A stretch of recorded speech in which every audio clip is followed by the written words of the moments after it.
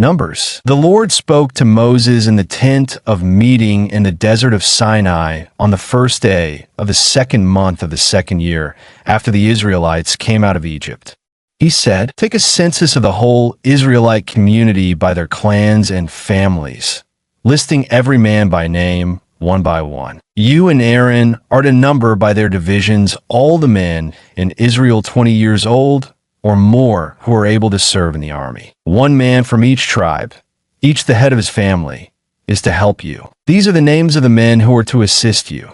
From Reuben, Elizur son of Shadur. From Simeon, Shelumiel son of Zurishaddai. From Judah, Nahshon son of Amminadab. From Issachar, Nethanel son of Zur. From Zebulun, Eliab son of Helon. From the sons of Joseph. From Ephraim, Elishama son of Ammihud.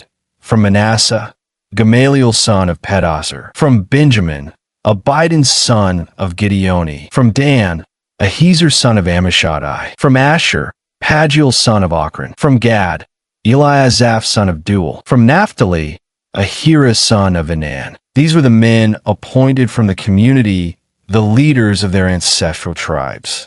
They were the heads of the clans of Israel. Moses and Aaron took these men whose names had been given, and they called the whole community together on the first day of the second month. The people indicated their ancestry by their clans and families, and the men 20 years old or more were listed by name, one by one, as the Lord commanded Moses. And so he counted them in the desert of Sinai. From the descendants of Reuben, the firstborn son of Israel, all the men 20 years old or more who were able to serve in the army were listed by name, one by one, according to the records of their clans and families. The number from the tribe of Reuben was 46,500. From the descendants of Simeon, all the men 20 years old or more who were able to serve in the army were counted and listed by name, one by one, according to the records of their clans and families. The number from the tribe of Simeon was 59,300. From the descendants of Gad, all the men 20 years old or more who were able to serve in the army were listed by name, according to the records of their clans and families. The number from the tribe of Gad was 45,650. From the descendants of Judah, all the men 20 years old or more who were able to serve in the army were listed by name, according to the records of their clans and families. The number from the tribe of Judah was 74,600. From the descendants of Issachar, all the men 20 years old or more who were able to serve in the army were listed by name, according to the records of their clans and families. The number from the tribe of Issachar was 54,400. From the descendants of Zebulun, all the men 20 years old or more who were able to serve in the army were listed by name, according to the records of their clans and families. The number from the tribe of Zebulun was 57,400. From the sons of Joseph, from the descendants of Ephraim, all the men 20 years old or more who were able to serve in the army were listed by name, according to the records of their clans and families. The number from the tribe of Ephraim was 40,500. From the descendants of Manasseh, all the men 20 years old or more who were able to serve in the army were listed by name, according to the records of their clans and families. The number from the tribe of Manasseh was 32,200. From the descendants of Benjamin, all the men 20 years old or more who were able to serve in the army were listed by name, according to the records of their clans and families. The number from the tribe of Benjamin was 35,400. From the descendants of Dan, all the men 20 years old or more who were able to serve in the army were listed by name, according to the records of their clans and families. The number from the tribe of Dan was 62,700. From the descendants of Asher, all the men 20 years old or more who were able to serve in the army were listed by name, according to the records of their clans and families. The number from the tribe of Asher was 41,500. From the descendants of Naphtali, all the men 20 years old or more who were able to serve in the army were listed by name,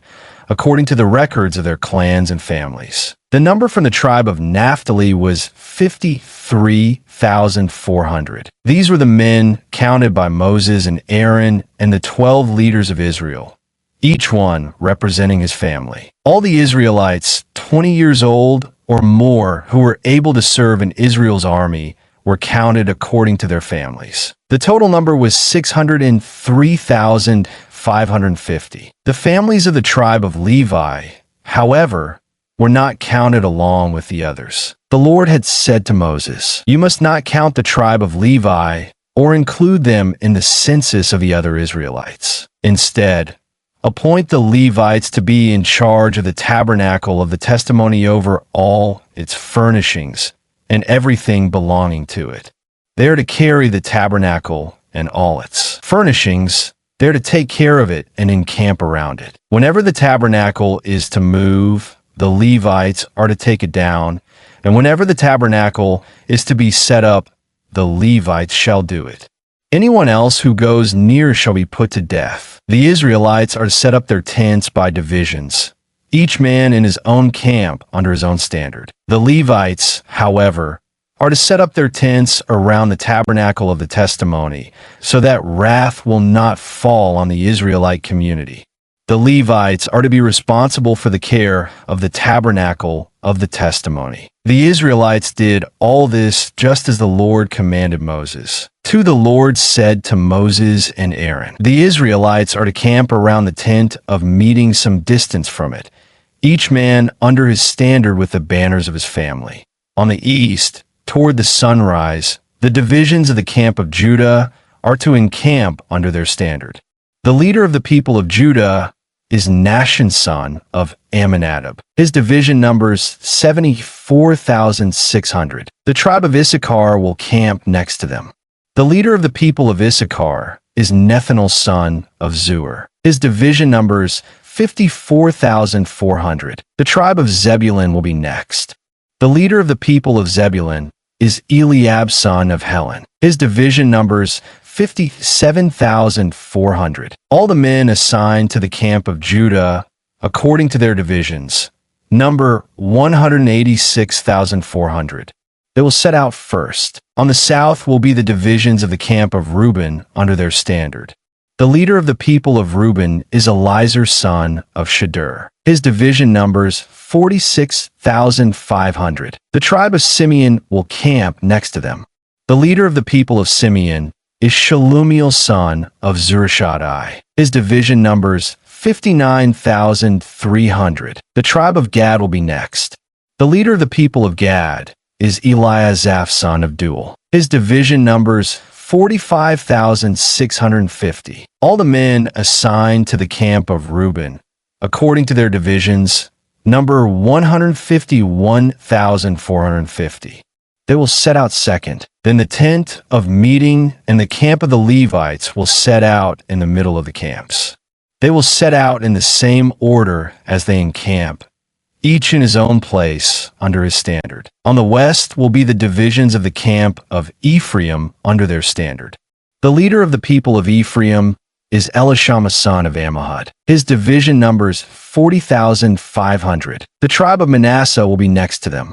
The leader of the people of Manasseh is Gamaliel son of Pedahzur. His division numbers 32,200. The tribe of Benjamin will be next. The leader of the people of Benjamin is Abidin son of Gideoni. His division numbers 35,400. All the men assigned to the camp of Ephraim, according to their divisions, number 108,100. They will set out third. On the north will be the divisions of the camp of Dan, under their standard. The leader of the people of Dan is Ahiezer son of Ammishaddai. His division numbers 62,700. The tribe of Asher will camp next to them. The leader of the people of Asher is Pagiel son of Ochran. His division numbers 41,500. The tribe of Naphtali will be next.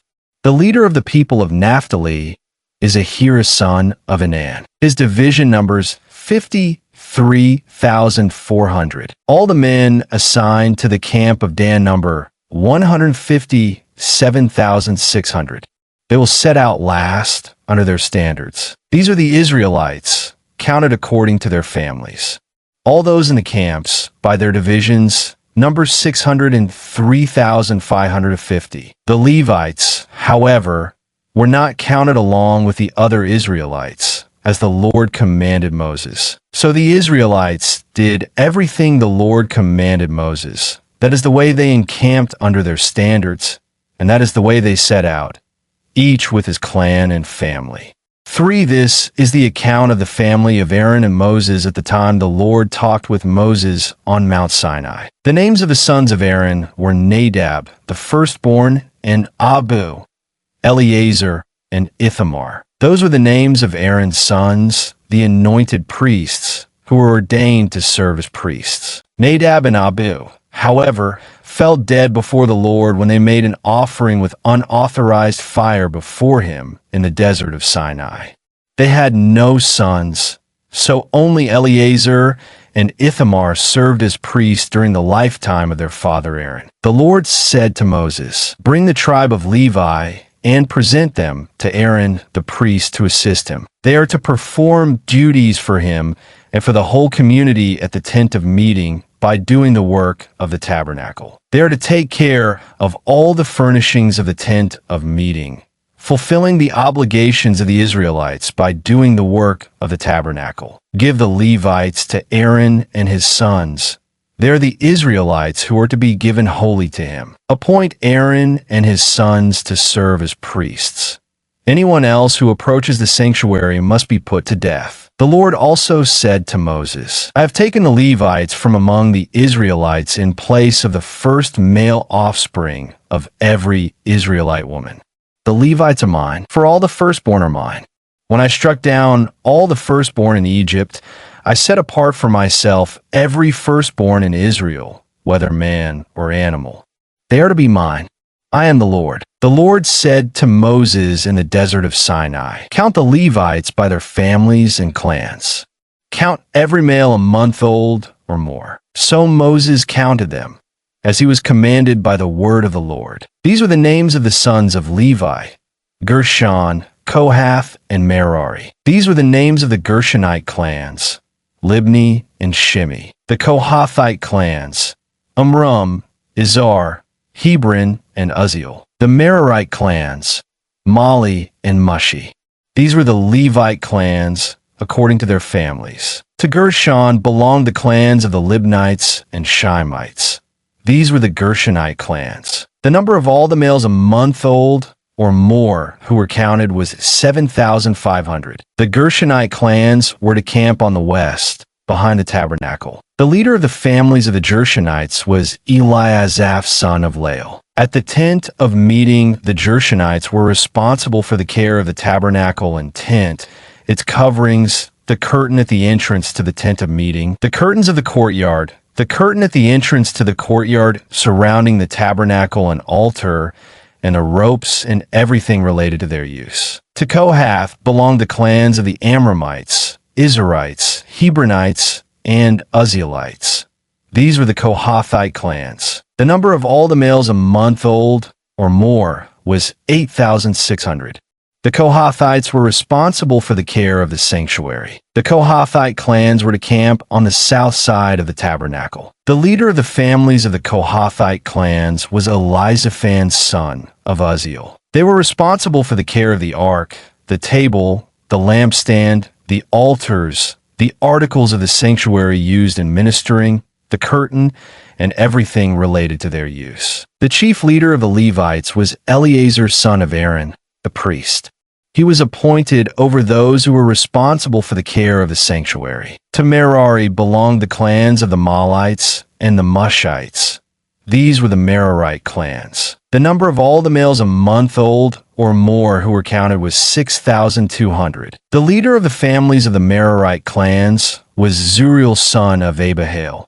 They were to camp on the north side of the tabernacle. The Merarites were appointed to take care of the frames of the tabernacle, its crossbars, posts, bases, all its equipment, and everything related to their use, as well as the posts of the surrounding courtyard with their bases, tent pegs, and ropes. Moses and Aaron and his sons were to camp to the east of the tabernacle, toward the sunrise, in front of the tent of meeting. They were responsible for the care of the sanctuary on behalf of the Israelites. Anyone else who approached the sanctuary was to be put to death. The total number of Levites counted at the Lord's command by Moses and Aaron according to their clans, including every male a month old or more, was 22,000. The Lord said to Moses, "Count all the firstborn Israelite males who are a month old or more, and make a list of their names. Take the Levites for me in place of all the firstborn of the Israelites, and the livestock of the Levites in place of all the firstborn of the livestock of the Israelites. I am the Lord." So Moses counted all the firstborn of the Israelites, as the Lord commanded him. The total number of firstborn males a month old or more, listed by name, was 22,273. The Lord also said to Moses, "Take the Levites in place of all the firstborn of Israel, and the livestock of the Levites in place of their livestock. The Levites are to be mine. I am the Lord, to redeem the 273 firstborn Israelites who exceed the number of the Levites. Collect 5 shekels for each one, according to the sanctuary shekel, which weighs 20 gerahs. Give the money for the redemption of the additional Israelites to Aaron and his sons." So Moses collected the redemption money from those who exceeded the number redeemed by the Levites. From the firstborn of the Israelites, he collected silver weighing 1,365 shekels, according to the sanctuary shekel. Moses gave the redemption money to Aaron and his sons, as he was commanded by the word of the Lord. The Lord said to Moses and Aaron, "Take a census of the Kohathite branch of the Levites by their clans and families. Count all the men from 30 to 50 years of age who come to serve in the work in the tent of meeting. This is the work of the Kohathites in the tent of meeting, the care of the most holy things. When the camp is to move, Aaron and his sons are go in and take down the shielding curtain and cover the ark of the testimony with it. Then they are to cover this with hides of sea cows, spread a cloth of solid blue over that, and put the poles in place. Over the table of the presence they are to spread a blue cloth and put on it the plates, dishes, and bowls, and the jars for drink offerings. The bread that is continually there is to remain on it. Over these they are to spread a scarlet cloth, cover that with hides of sea cows, and put its poles in place. They are to take a blue cloth and cover the lampstand that is for light, together with its lamps, its wick trimmers and trays, and all its jars for the oil used to supply it. Then they are to wrap it and all its accessories in a covering of hides of sea cows and put on a carrying frame. Over the gold altar they are to spread a blue cloth and cover that with hides of sea cows and put its poles in place. They are to take all the articles used for ministering in the sanctuary, wrap them in a blue cloth, cover that with hides of sea cows, and put them on a carrying frame. They are to remove the ashes from the bronze altar and spread a purple cloth over it. Then they are to place on it all the utensils used for ministering at the altar, including the fire pans, meat forks, shovels, and sprinkling bowls. Over it they are to spread a covering of hides of sea cows and put its poles in place. After Aaron and his sons have finished covering the holy furnishings and all the holy articles, and when the camp is ready to move, the Kohathites are to come to do the carrying. But they must not touch the holy things, or they will die. The Kohathites are to carry those things that are in the tent of meeting. Eleazar, son of Aaron, the priest, is to have charge of the oil for the light, the fragrant incense, the regular grain offering, and the anointing oil. He is to be in charge of the entire tabernacle and everything in it, including its holy furnishings and articles. The Lord said to Moses and Aaron, "See that the Kohathite tribal clans are not cut off from the Levites, so that they may live and not die when they come near the most holy things. Do this for them.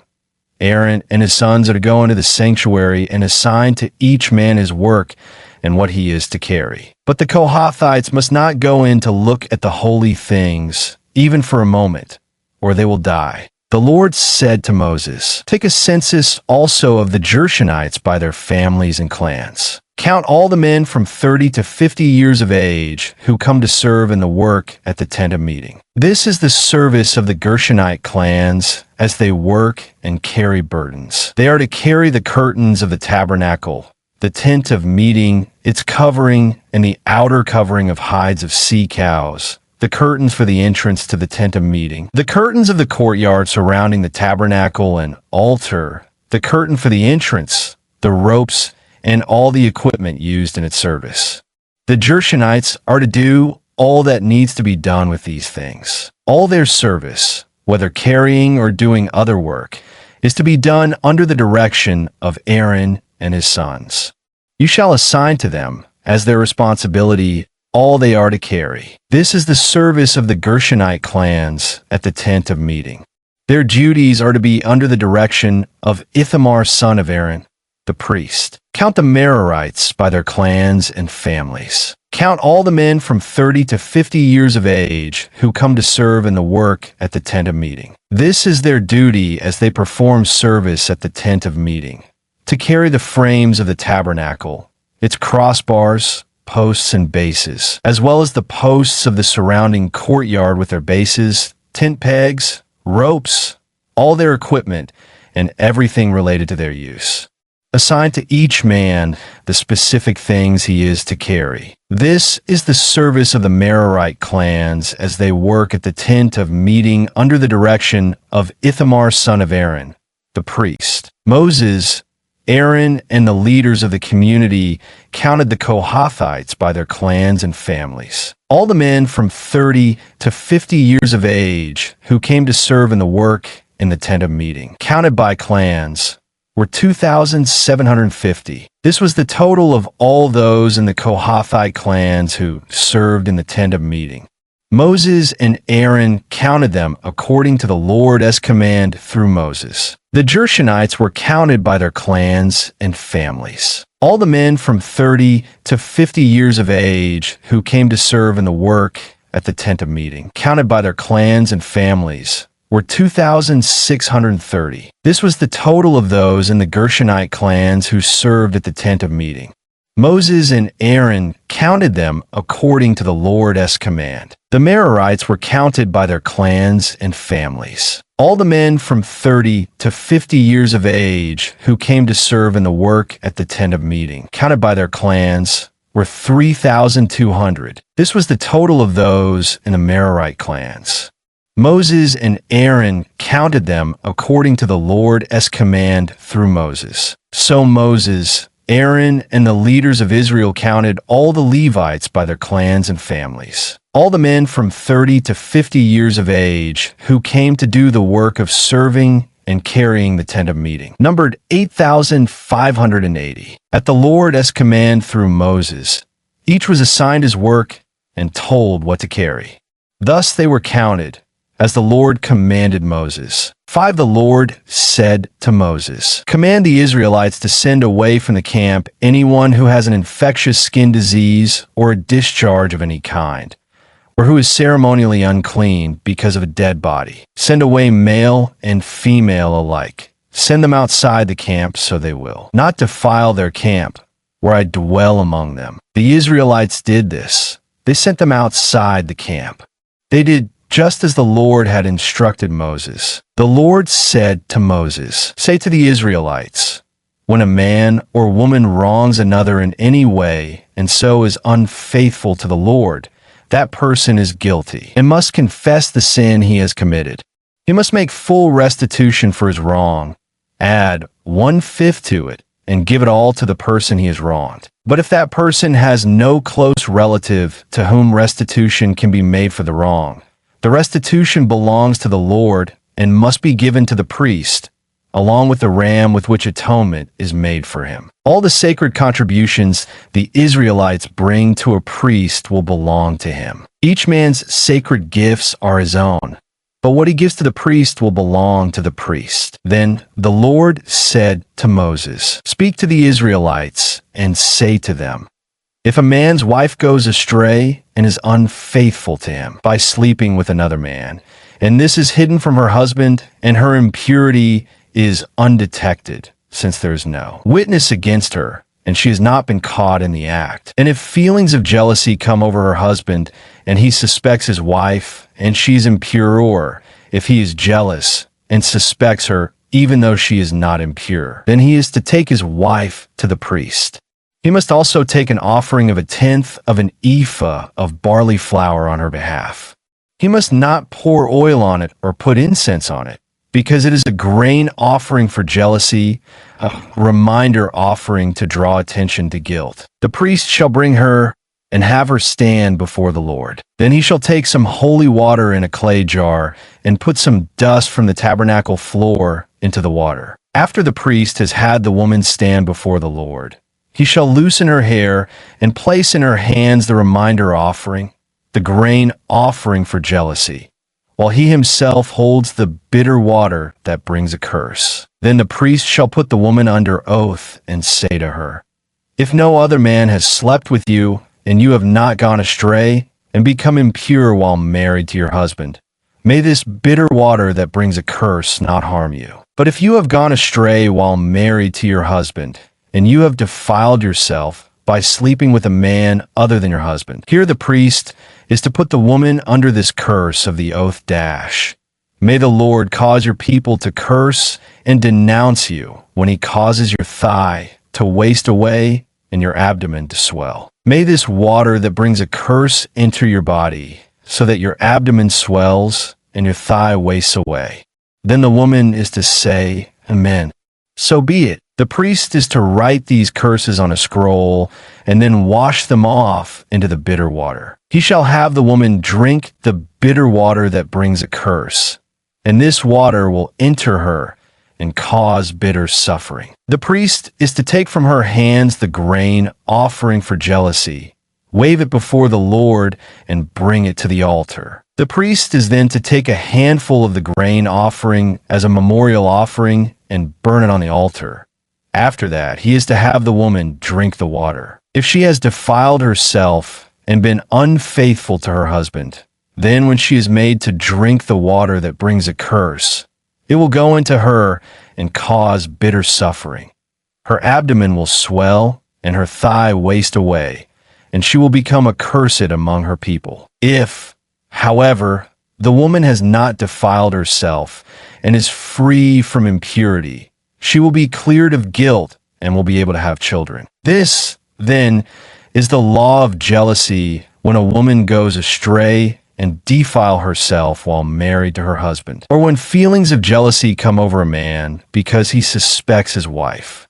The priest is to have her stand before the Lord and is to apply this entire law to her. The husband will be innocent of any wrongdoing, but the woman will bear the consequences of her sin. 6. The Lord said to Moses, "Speak to the Israelites and say to them, if a man or woman wants to make a special vow, a vow of separation to the Lord as a Nazirite, he must abstain from wine and other fermented drink, and must not drink vinegar made from wine or from other fermented drink.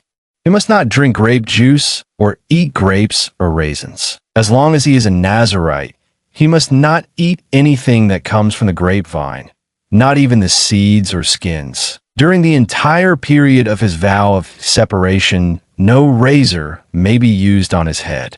He must be holy until the period of his separation to the Lord is over.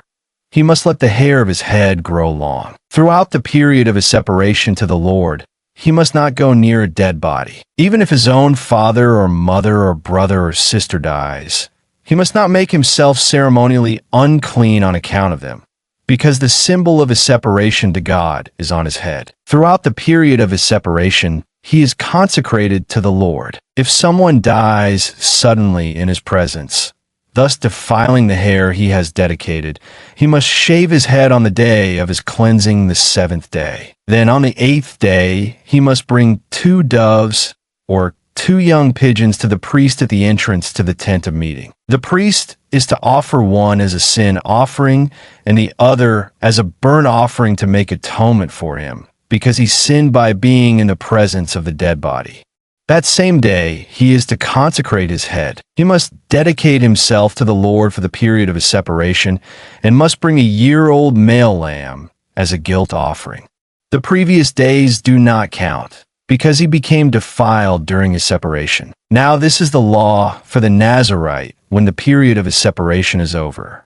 He is to be brought to the entrance to the tent of meeting. There he is to present his offerings to the Lord: a year-old male lamb without defect for a burnt offering, a year-old ewe lamb without defect for a sin offering, a ram without defect for a fellowship offering, together with their grain offerings and drink offerings, and a basket of bread made without yeast, cakes made of fine flour mixed with oil, and wafers spread with oil. The priest is to present them before the Lord and make the sin offering and the burnt offering. He is to present the basket of unleavened bread and is to sacrifice the ram as a fellowship offering to the Lord, together with its grain offering and drink offering. Then at the entrance to the tent of meeting, the Nazirite must shave off the hair that he dedicated. He is to take the hair and put it in the fire that is under the sacrifice of the fellowship offering. After the Nazirite has shaved off the hair of his dedication, the priest is to place in his hands a boiled shoulder of the ram, and a cake and a wafer from the basket, both made without yeast. The priest shall then wave them before the Lord as a wave offering. They are holy and belong to the priest, together with the breast that was waved and the thigh that was presented. After that, the Nazirite may drink wine. This is the law of the Nazirite who vows his offering to the Lord in accordance with his separation, in addition to whatever else he can afford. He must fulfill the vow he has made, according to the law of the Nazirite. The Lord said to Moses, "Tell Aaron and his sons, this is how you are to bless the Israelites. Say to them, the Lord bless you and keep you. The Lord make his face shine upon you and be gracious to you. The Lord turn his face toward you and give you peace. So they will put my name on the Israelites, and I will bless them." 7. When Moses finished setting up the tabernacle, he anointed it and consecrated it and all its furnishings. He also anointed and consecrated the altar and all its utensils. Then the leaders of Israel, the heads of families who were the tribal leaders in charge of those who were counted, made offerings. They brought as their gifts before the Lord 6 covered carts and 12 oxen and ox from each leader and a cart from every 2. These they presented before the tabernacle. The Lord said to Moses, "Accept these from them, that they may be used in the work at the tent of meeting. Give them to the Levites, as each man's work requires." So Moses took the carts and oxen and gave them to the Levites. He gave 2 carts and 4 oxen to the Gershonites, as their work required. And he gave 4 carts and 8 oxen to the Merarites, as their work required. They were all under the direction of Ithamar son of Aaron, the priest. But Moses did not give any to the Kohathites, because they were to carry on their shoulders the holy things for which they were responsible. When the altar was anointed, the leaders brought their offerings for its dedication and presented them before the altar. For the Lord had said to Moses, "Each day one leader is to bring his offering for the dedication of the altar." The one who brought his offering on the first day was Nahshon son of Amminadab of the tribe of Judah. His offering was 1 silver plate weighing 130 shekels, and 1 silver sprinkling bowl weighing 70 shekels, both according to the sanctuary shekel, each filled with fine flour mixed with oil as a grain offering. 1 gold dish weighing 10 shekels, filled with incense. 1 young bull, 1 ram, and 1 male lamb a year old, for a burnt offering. 1 male goat for a sin offering. And 2 oxen, 5 rams, 5 male goats, and 5 male lambs a year old, to be sacrificed as a fellowship offering. This was the offering of Nahshon son of Amminadab. On the second day, Nethanel son of Zuar, the leader of Issachar, brought his offering. The offering he brought was 1 silver plate weighing 130 shekels, and 1 silver sprinkling bowl weighing 70 shekels, both according to the sanctuary shekel, each filled with fine flour mixed with oil as a grain offering. 1 gold dish weighing 10 shekels, filled with incense. 1 young bull, 1 ram, and 1 male lamb a year old, for a burnt offering. 1 male goat for a sin offering. And 2 oxen, 5 rams, 5 male goats, and 5 male lambs a year old, to be sacrificed as a fellowship offering.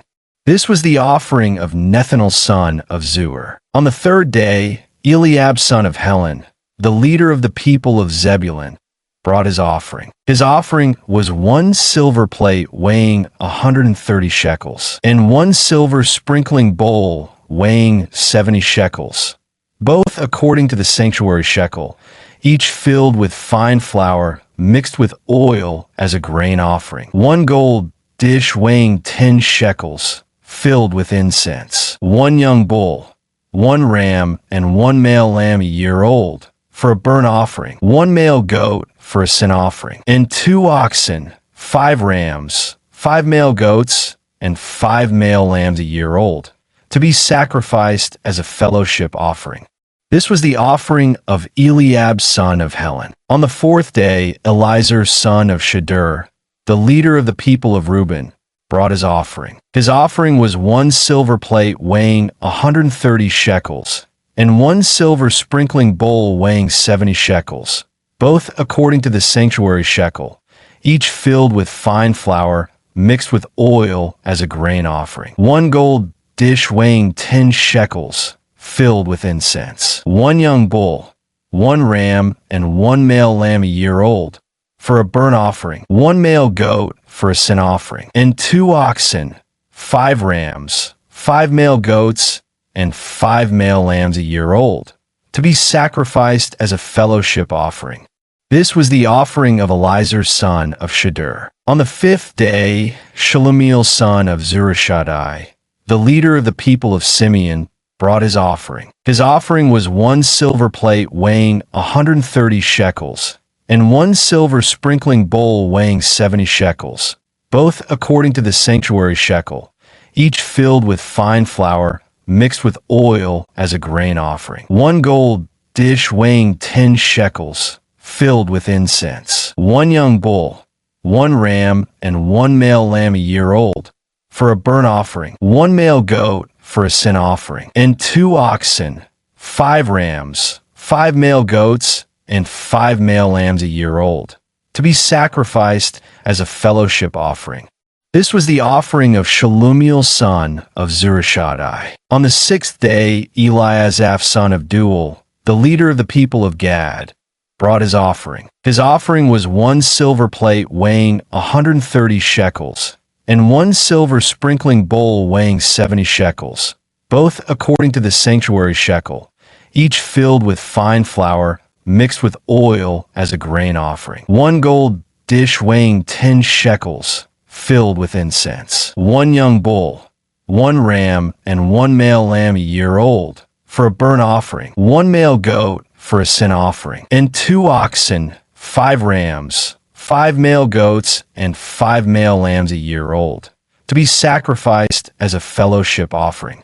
This was the offering of Eliasaph son of Deuel. On the 7th day, Elishama son of Ammihud, the leader of the people of Ephraim, brought his offering. His offering was 1 silver plate weighing 130 shekels, and 1 silver sprinkling bowl weighing 70 shekels, both according to the sanctuary shekel, each filled with fine flour mixed with oil as a grain offering. 1 gold dish weighing 10 shekels, filled with incense. 1 young bull, 1 ram, and 1 male lamb a year old, for a burnt offering. 1 male goat for a sin offering. And 2 oxen, 5 rams, 5 male goats, and 5 male lambs a year old, to be sacrificed as a fellowship offering.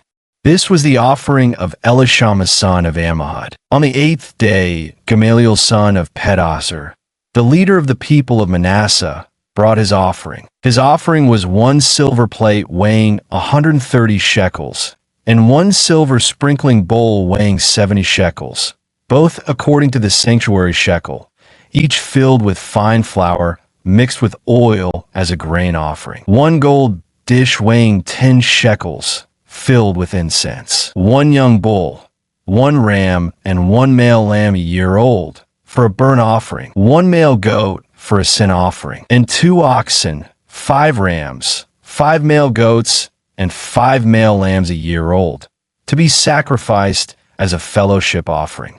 This was the offering of Gamaliel son of Pedahzur. On the 9th day, Abidin's son of Gideoni, the leader of the people of Benjamin, brought his offering. His offering was 1 silver plate weighing 130 shekels, and 1 silver sprinkling bowl weighing 70 shekels, both according to the sanctuary shekel, each filled with fine flour mixed with oil as a grain offering. 1 gold dish weighing 10 shekels, filled with incense. 1 young bull, 1 ram, and 1 male lamb a year old, for a burnt offering. 1 male goat for a sin offering, and 2 oxen, 5 rams, 5 male goats, and 5 male lambs a year old, to be sacrificed as a fellowship offering.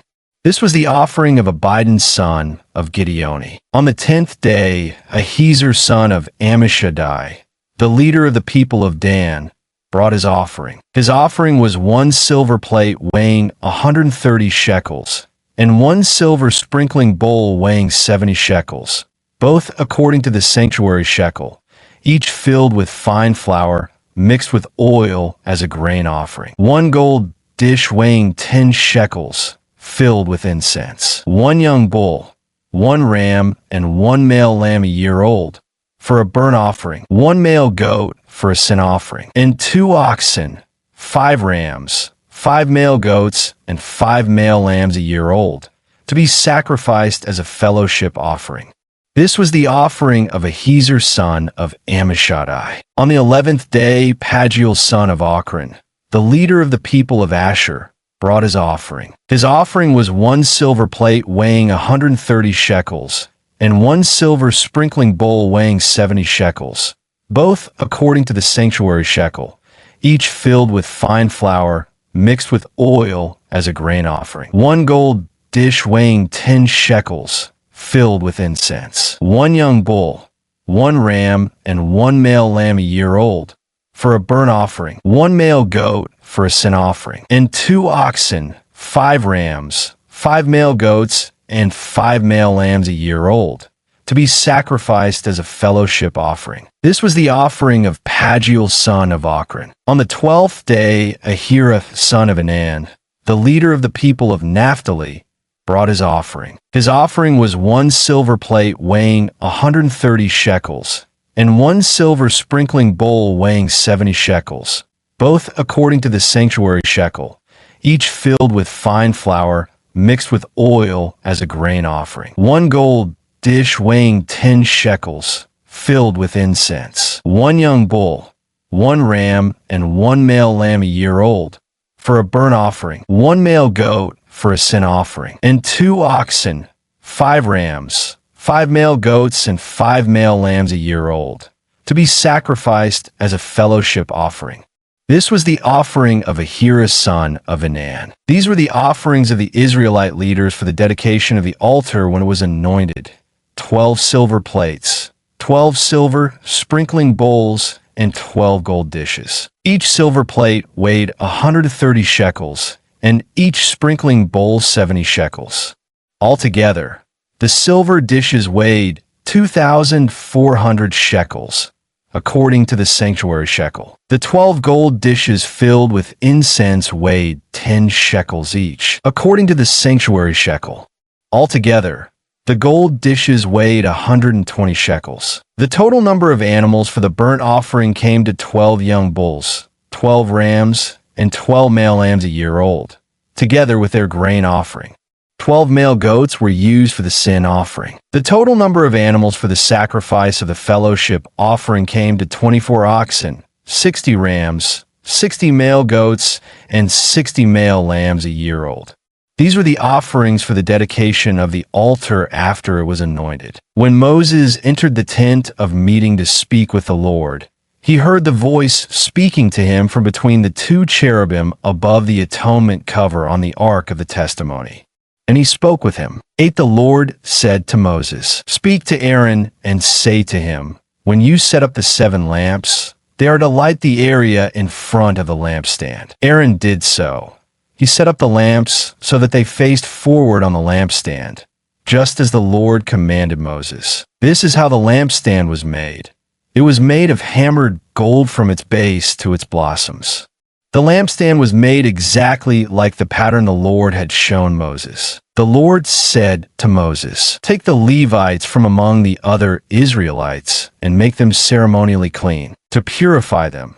Do this, sprinkle the water of cleansing on them. Then have them shave their whole bodies and wash their clothes, and so purify themselves. Have them take a young bull with its grain offering of fine flour mixed with oil.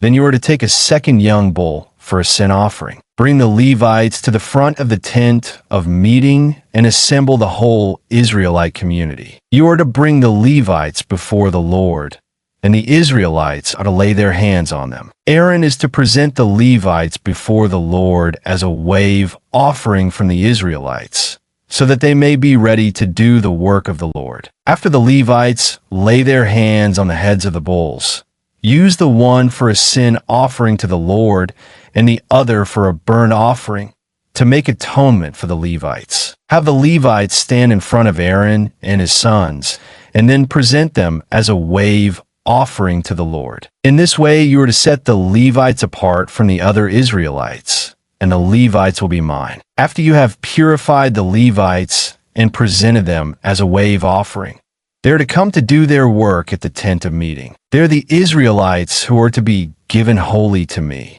I have taken them as my own in place of the firstborn, the first male offspring from every Israelite woman. Every firstborn male in Israel, whether man or animal, is mine. When I struck down all the firstborn in Egypt, I set them apart for myself. And I have taken the Levites in place of all the firstborn sons in Israel. Of all the Israelites, I have given the Levites as gifts to Aaron and his sons to do the work at the tent of meeting on behalf of the Israelites and to make atonement for them, so that no plague will strike the Israelites when they go near the sanctuary. Moses, Aaron, and the whole Israelite community did with the Levites, just as the Lord commanded Moses. The Levites purified themselves and washed their clothes. Then Aaron presented them as a wave offering before the Lord and made atonement for them to purify them. After that, the Levites came to do their work at the tent of meeting under the supervision of Aaron and his sons. They did with the Levites just as the Lord commanded Moses. The Lord said to Moses, "This applies to the Levites. Men 25 years old or more shall come to take part in the work at the tent of meeting. But at the age of 50, they must retire from their regular service and work no longer. They may assist their brothers in performing their duties at the tent of meeting, but they themselves must not do the work. This, then, is how you are to assign the responsibilities of the Levites." 9 The Lord spoke to Moses in the desert of Sinai in the first month of the 2nd year, after they came out of Egypt.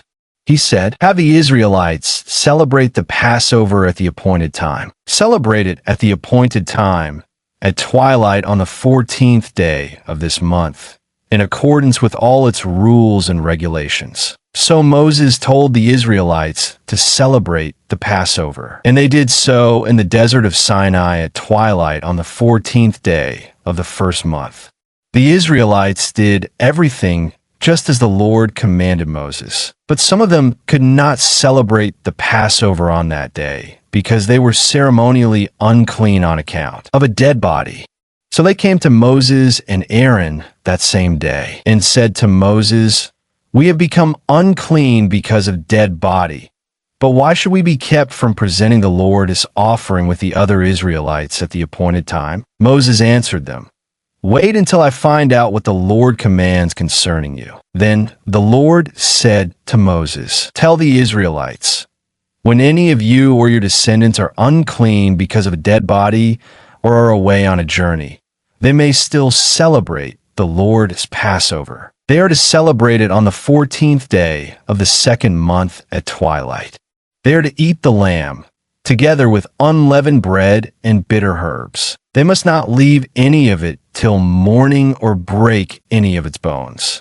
When they celebrate the Passover, they must follow all the regulations. But if a man who is ceremonially clean and not on a journey fails to celebrate the Passover, that person must be cut off from his people because he did not present the Lord's offering at the appointed time. That man will bear the consequences of his sin. An alien living among you who wants to celebrate the Lord's Passover must do so in accordance with its rules and regulations. You must have the same regulations for the alien and the native-born. On the day the tabernacle, the tent of the testimony, was set up, the cloud covered it. From evening till morning the cloud above the tabernacle looked like fire. That is how it continued to be. The cloud covered it, and at night it looked like fire. Whenever the cloud lifted from above the tent, the Israelites set out. Wherever the cloud settled, the Israelites encamped. At the Lord's command, the Israelites set out, and at his command they encamped. As long as the cloud stayed over the tabernacle, they remained in camp. When the cloud remained over the tabernacle a long time, the Israelites obeyed the Lord's order and did not set out. Sometimes the cloud was over the tabernacle only a few days. At the Lord's command they would encamp, and then at his command they would set out. Sometimes the cloud stayed only from evening till morning, and when it lifted in the morning, they set out, whether by day or by night. Whenever the cloud lifted, they set out. Whether the cloud stayed over the tabernacle for 2 days, or a month, or a year, the Israelites would remain in camp and not set out. But when it lifted, they would set out. At the Lord's command they encamped, and at the Lord's command they set out.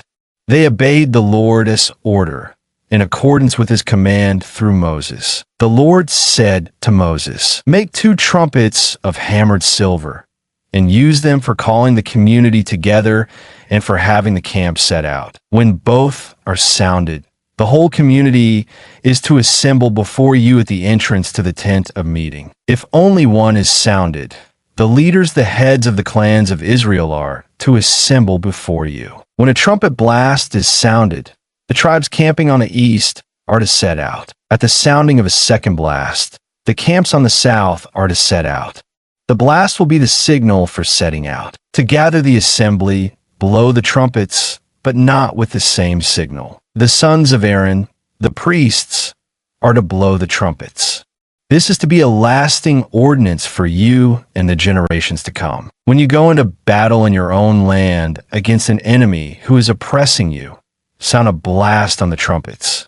Then you will be remembered by the Lord your God and rescued from your enemies. Also, at your times of rejoicing, your appointed feasts and new moon festivals, you are to sound the trumpets over your burnt offerings and fellowship offerings, and they will be a memorial for you before your God.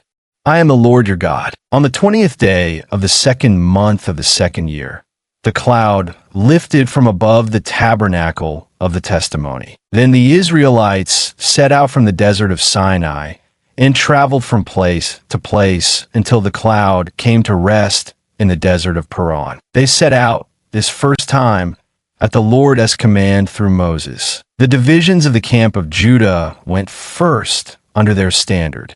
Nahshon son of Amminadab was in command. Nethanel son of Zuar was over the division of the tribe of Issachar, and Eliab son of Helon was over the division of the tribe of Zebulun. Then the tabernacle was taken down, and the Gershonites and Merarites, who carried it, set out. The divisions of the camp of Reuben went next under their standard.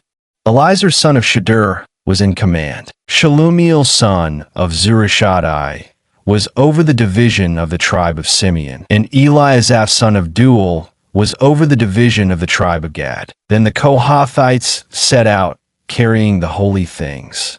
The tabernacle was to be set up before they arrived. The divisions of the camp of Ephraim went next under their standard.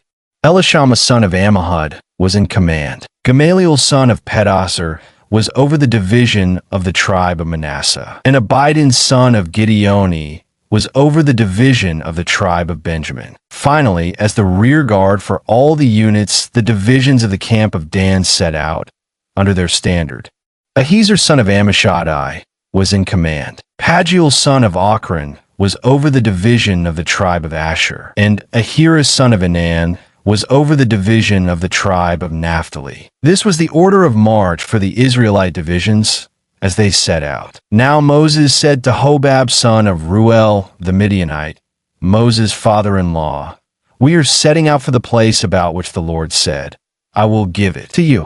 Come with us, and we will treat you well, for the Lord has promised good things to Israel." He answered, "No, I will not go. I'm going back to my own land and my own people." But Moses said, "Please do not leave us. You know where we should camp in the desert, and you can be our eyes. If you come with us, we will share with you whatever good things the Lord gives us." So they set out from a mountain of the Lord and traveled for 3 days. The ark of the covenant of the Lord went before them during those 3 days to find them a place to rest. The cloud of the Lord was over them by day when they set out from the camp. Whenever the ark set out, Moses said, "Rise up, O Lord. May your enemies be scattered. May your foes flee before you." Whenever it came to rest, he said, "Return, O Lord, to the countless thousands of Israel." Now the people complained about their hardships in the hearing of the Lord, and when he heard them, his anger was aroused. Then fire from the Lord burned among them and consumed some of the outskirts of the camp. When the people cried out to Moses, he prayed to the Lord, and the fire died down. So that place was called Taberah, because fire from the Lord had burned among them. Quail from the Lord. The rabble with them began to crave other food. And again, the Israelites started wailing and said, "If only we had meat to eat. We remember the fish we ate in Egypt at no cost, also the cucumbers, melons, leeks, onions, and garlic. But now we have lost our appetite. We never see anything but this manna." The manna was like coriander seed and looked like resin. The people went around gathering it and then ground it in a hand mill or crushed it in a mortar. They cooked it in a pot or made it into cakes, and it tasted like something made with olive oil. When the dew settled on the camp at night, the manna also came down. Moses heard the people of every family wailing, each at the entrance to his tent. The Lord became exceedingly angry, and Moses was troubled. He asked the Lord, "Why have you brought this trouble on your servant? What have I done to displease you that you put the burden of all these people on me? Did I conceive all these people? Did I give them birth? Why do you tell me to carry them in my arms, as a nurse carries an infant to the land you promised on oath to their forefathers? Where can I get meat for all these people? They keep wailing to me, 'Give us meat to eat.' I cannot carry all these people by myself. The burden is too heavy for me. If this is how you are going to treat me, put me to death right now if I have found favor in your eyes, and do not let me face my own ruin." The Lord said to Moses, "Bring me 70 of Israel's elders who are known to you as leaders and officials among the people. Have them come to the tent of meeting, that they may stand there with you. I will come down and speak with you there, and I will take of the Spirit that is on you and put the Spirit on them. They will help you carry the burden of the people, so that you will not have to carry it alone. Tell the people, 'Consecrate yourselves in preparation for tomorrow, when you will eat meat.' The Lord heard you when you wailed, 'If only we had meat to eat. We were better off in Egypt.' Now the Lord will give you meat, and you will eat it. You will not eat it for just 1 day or 2 days or 5, 10, or 20 days, but for a whole month, until it comes out of your nostrils, and you loathe it because you have rejected the Lord, who is among you, and have wailed before him, saying, 'Why did we ever leave Egypt?' But Moses said, 'Here I am among 600,000 men on foot, and you say, I will give them meat to eat for a whole month. Would they have enough if flocks and herds were slaughtered for them? Would they have enough if all the fish in the sea were caught for them? The Lord answered Moses, "Is the Lord's arm too short? You will now see whether or not what I say will come true for you." So Moses went out and told the people what the Lord had said. He brought together 70 of their elders and had them stand around the tent. Then the Lord came down in the cloud and spoke with him. And he took of the Spirit that was on him and put the Spirit on the 70 elders. When the Spirit rested on them, they prophesied, but they did not do so again. However, 2 men, whose names were Eldad and Medad, had remained in the camp. They were listed among the elders, but did not go out to the tent. Yet the Spirit also rested on them, and they prophesied in the camp. A young man ran and told Moses, "Eldad and Medad are prophesying in the camp." Joshua, son of Nun, who had been Moses' aide since youth, spoke up and said, "Moses, my lord, stop them." But Moses replied, "Are you jealous for my sake? I wish that all the Lord's people were prophets, and that the Lord would put his Spirit on them." Then Moses and the elders of Israel returned to the camp. Now a wind went out from the Lord and drove quail in from the sea. It brought them down all around the camp to about 3 feet above the ground, as far as a day's walk in any direction. All that day and night, and all the next day, the people went out and gathered quail. No one gathered less than 10 homers.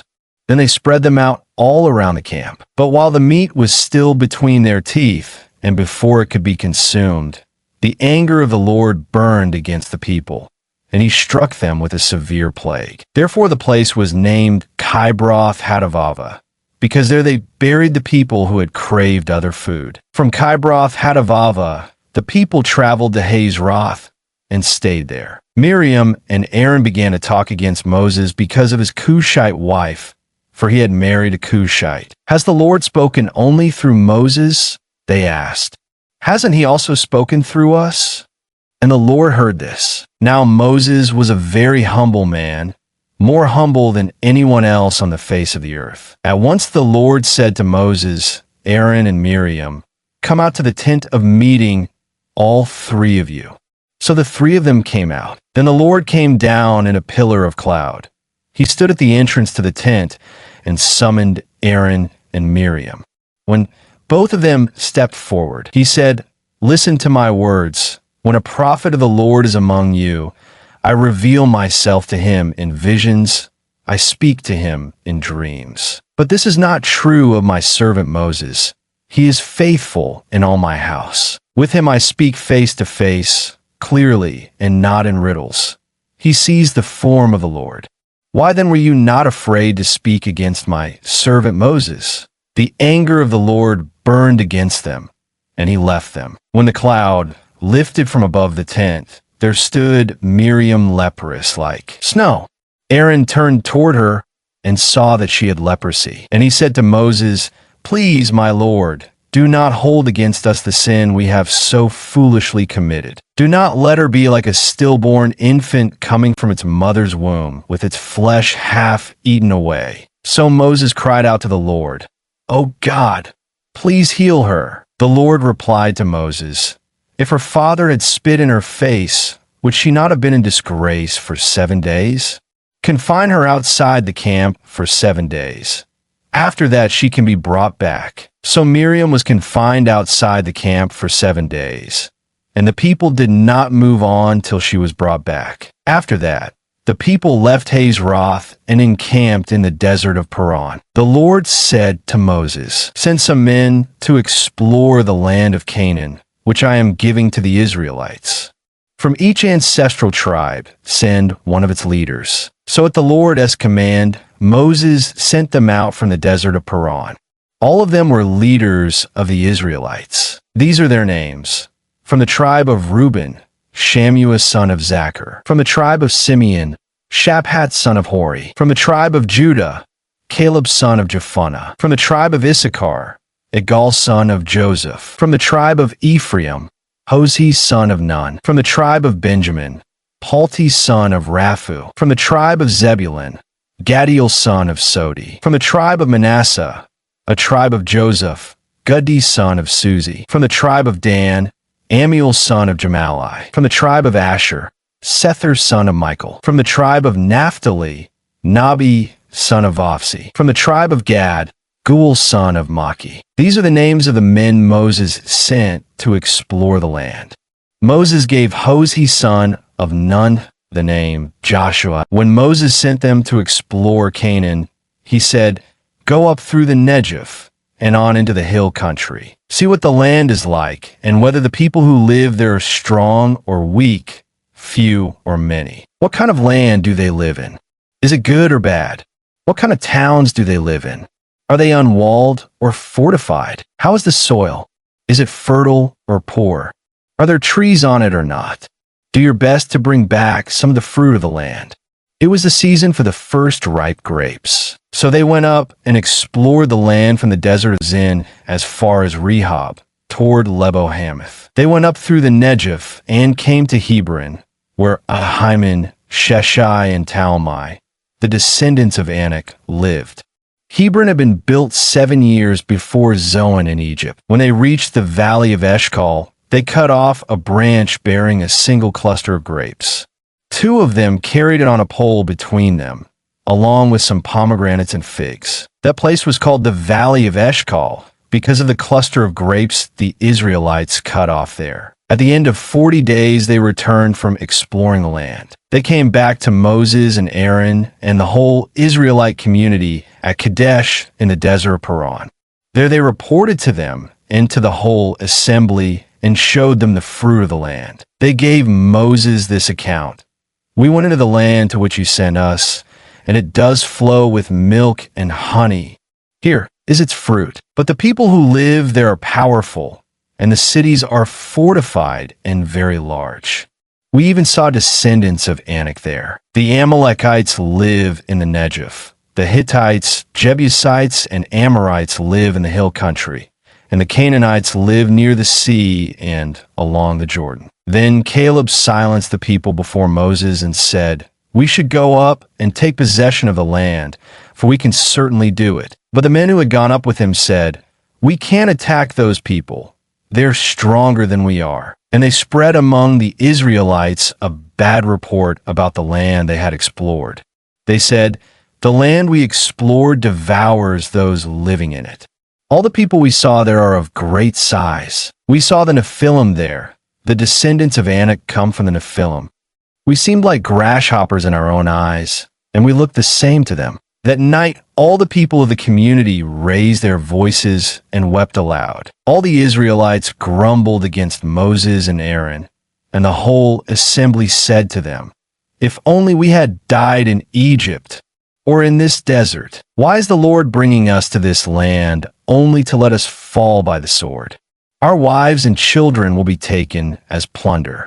Wouldn't it be better for us to go back to Egypt?" And they said to each other, "We should choose a leader and go back to Egypt." Then Moses and Aaron fell face down in front of the whole Israelite assembly gathered there. Joshua son of Nun and Caleb son of Jephunneh, who were among those who had explored the land, tore their clothes and said to the entire Israelite assembly, "The land we passed through and explored is exceedingly good. If the Lord is pleased with us, he will lead us into that land, a land flowing with milk and honey, and will give it to us. Only do not rebel against the Lord, and do not be afraid of the people of the land, because we will swallow them up. Their protection is gone, but the Lord is with us. Do not be afraid of them." But the whole assembly talked about stoning them. Then the glory of the Lord appeared at the tent of meeting to all the Israelites. The Lord said to Moses, "How long will these people treat me with contempt? How long will they refuse to believe in me? In spite of all the miraculous signs I have performed among them, I will strike them down with a plague and destroy them. But I will make you into a nation greater and stronger than they." Moses said to the Lord, "Then the Egyptians will hear about it. By your power you brought these people up from among them, and they will tell the inhabitants of this land about it.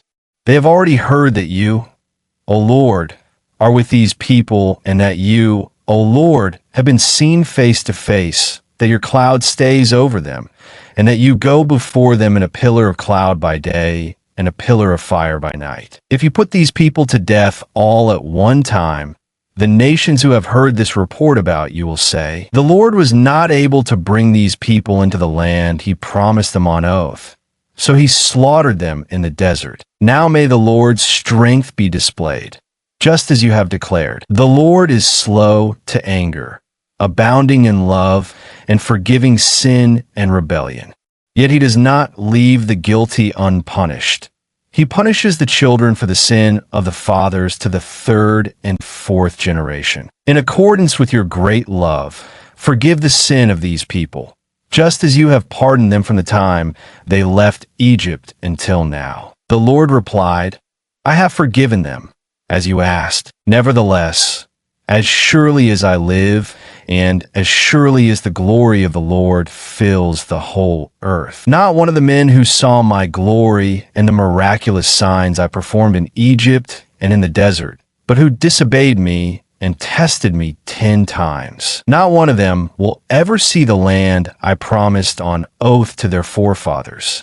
No one who has treated me with contempt will ever see it. But because my servant Caleb has a different spirit and follows me wholeheartedly, I will bring him into the land he went to, and his descendants will inherit it. Since the Amalekites and Canaanites are living in the valleys, turn back tomorrow and set out toward the desert along the route to the Red Sea.' The Lord said to Moses and Aaron, 'How long will this wicked community grumble against me?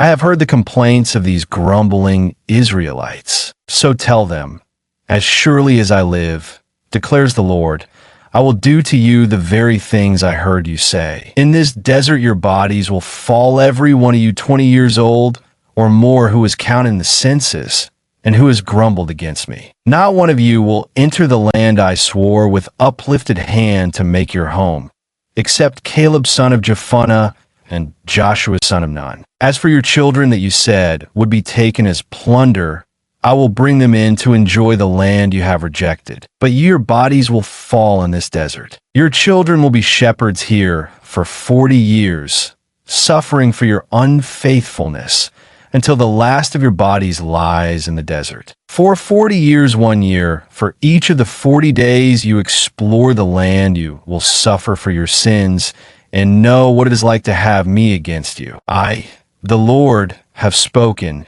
and I will surely do these things to this whole wicked community, which is banded together against me. They will meet their end in this desert.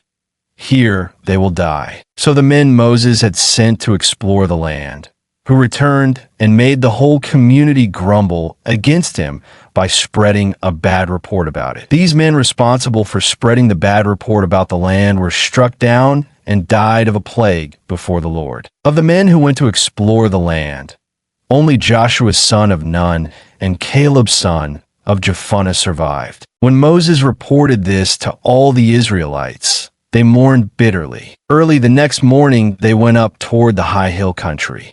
"We have sinned," they said. "We will go up to the place the Lord promised." But Moses said, "Why are you disobeying the Lord's command? This will not succeed. Do not go up, because the Lord is not with you.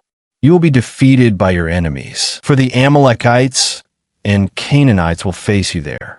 Because you have turned away from the Lord, he will not be with you, and you will fall by the sword." Nevertheless, in their presumption, they went up toward the high hill country, though neither Moses nor the ark of the Lord's covenant moved from the camp. Then the Amalekites and Canaanites who lived in that hill country came down and attacked them and beat them down all the way to Hormah. The Lord said to Moses, "Speak to the Israelites and say to them, after you enter the land I am giving you as a home, and you present to the Lord offerings made by fire from the herd or the flock as an aroma pleasing to the Lord, whether burnt offerings or sacrifices for special vows or free will offerings or festival offerings. Then the one who brings his offering shall present to the Lord a grain offering of 1/10 of an ephah of fine flour, mixed with 1/4 of a hin of oil. With each lamb for the burnt offering or the sacrifice,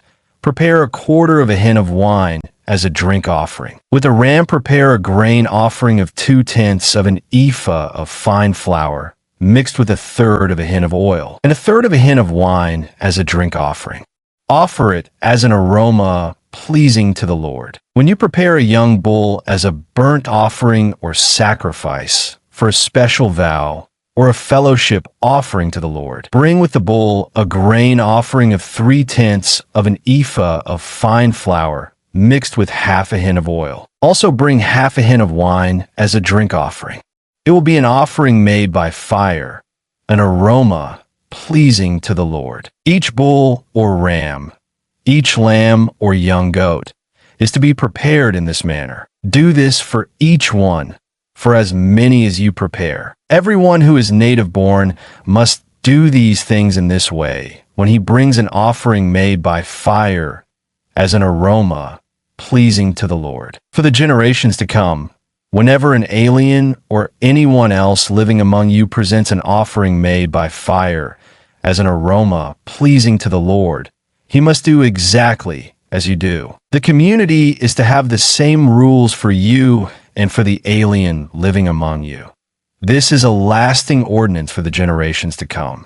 You and the alien shall be the same before the Lord. The same laws and regulations will apply both to you and to the alien living among you. The Lord said to Moses, "Speak to the Israelites and say to them, when you enter the land to which I am taking you, and you eat the food of the land, present a portion as an offering to the Lord. Present a cake from the first of your ground meal, and present it as an offering from the threshing floor. Throughout the generations to come you are to give this offering to the Lord from the first of your ground meal. Now if you unintentionally fail to keep any of these commands the Lord gave Moses, any of the Lord's commands to you through him, from the day the Lord gave them, and continuing through the generations to come. And if this is done unintentionally without the community being aware of it, then the whole community is to offer a young bull for a burnt offering as an aroma pleasing to the Lord,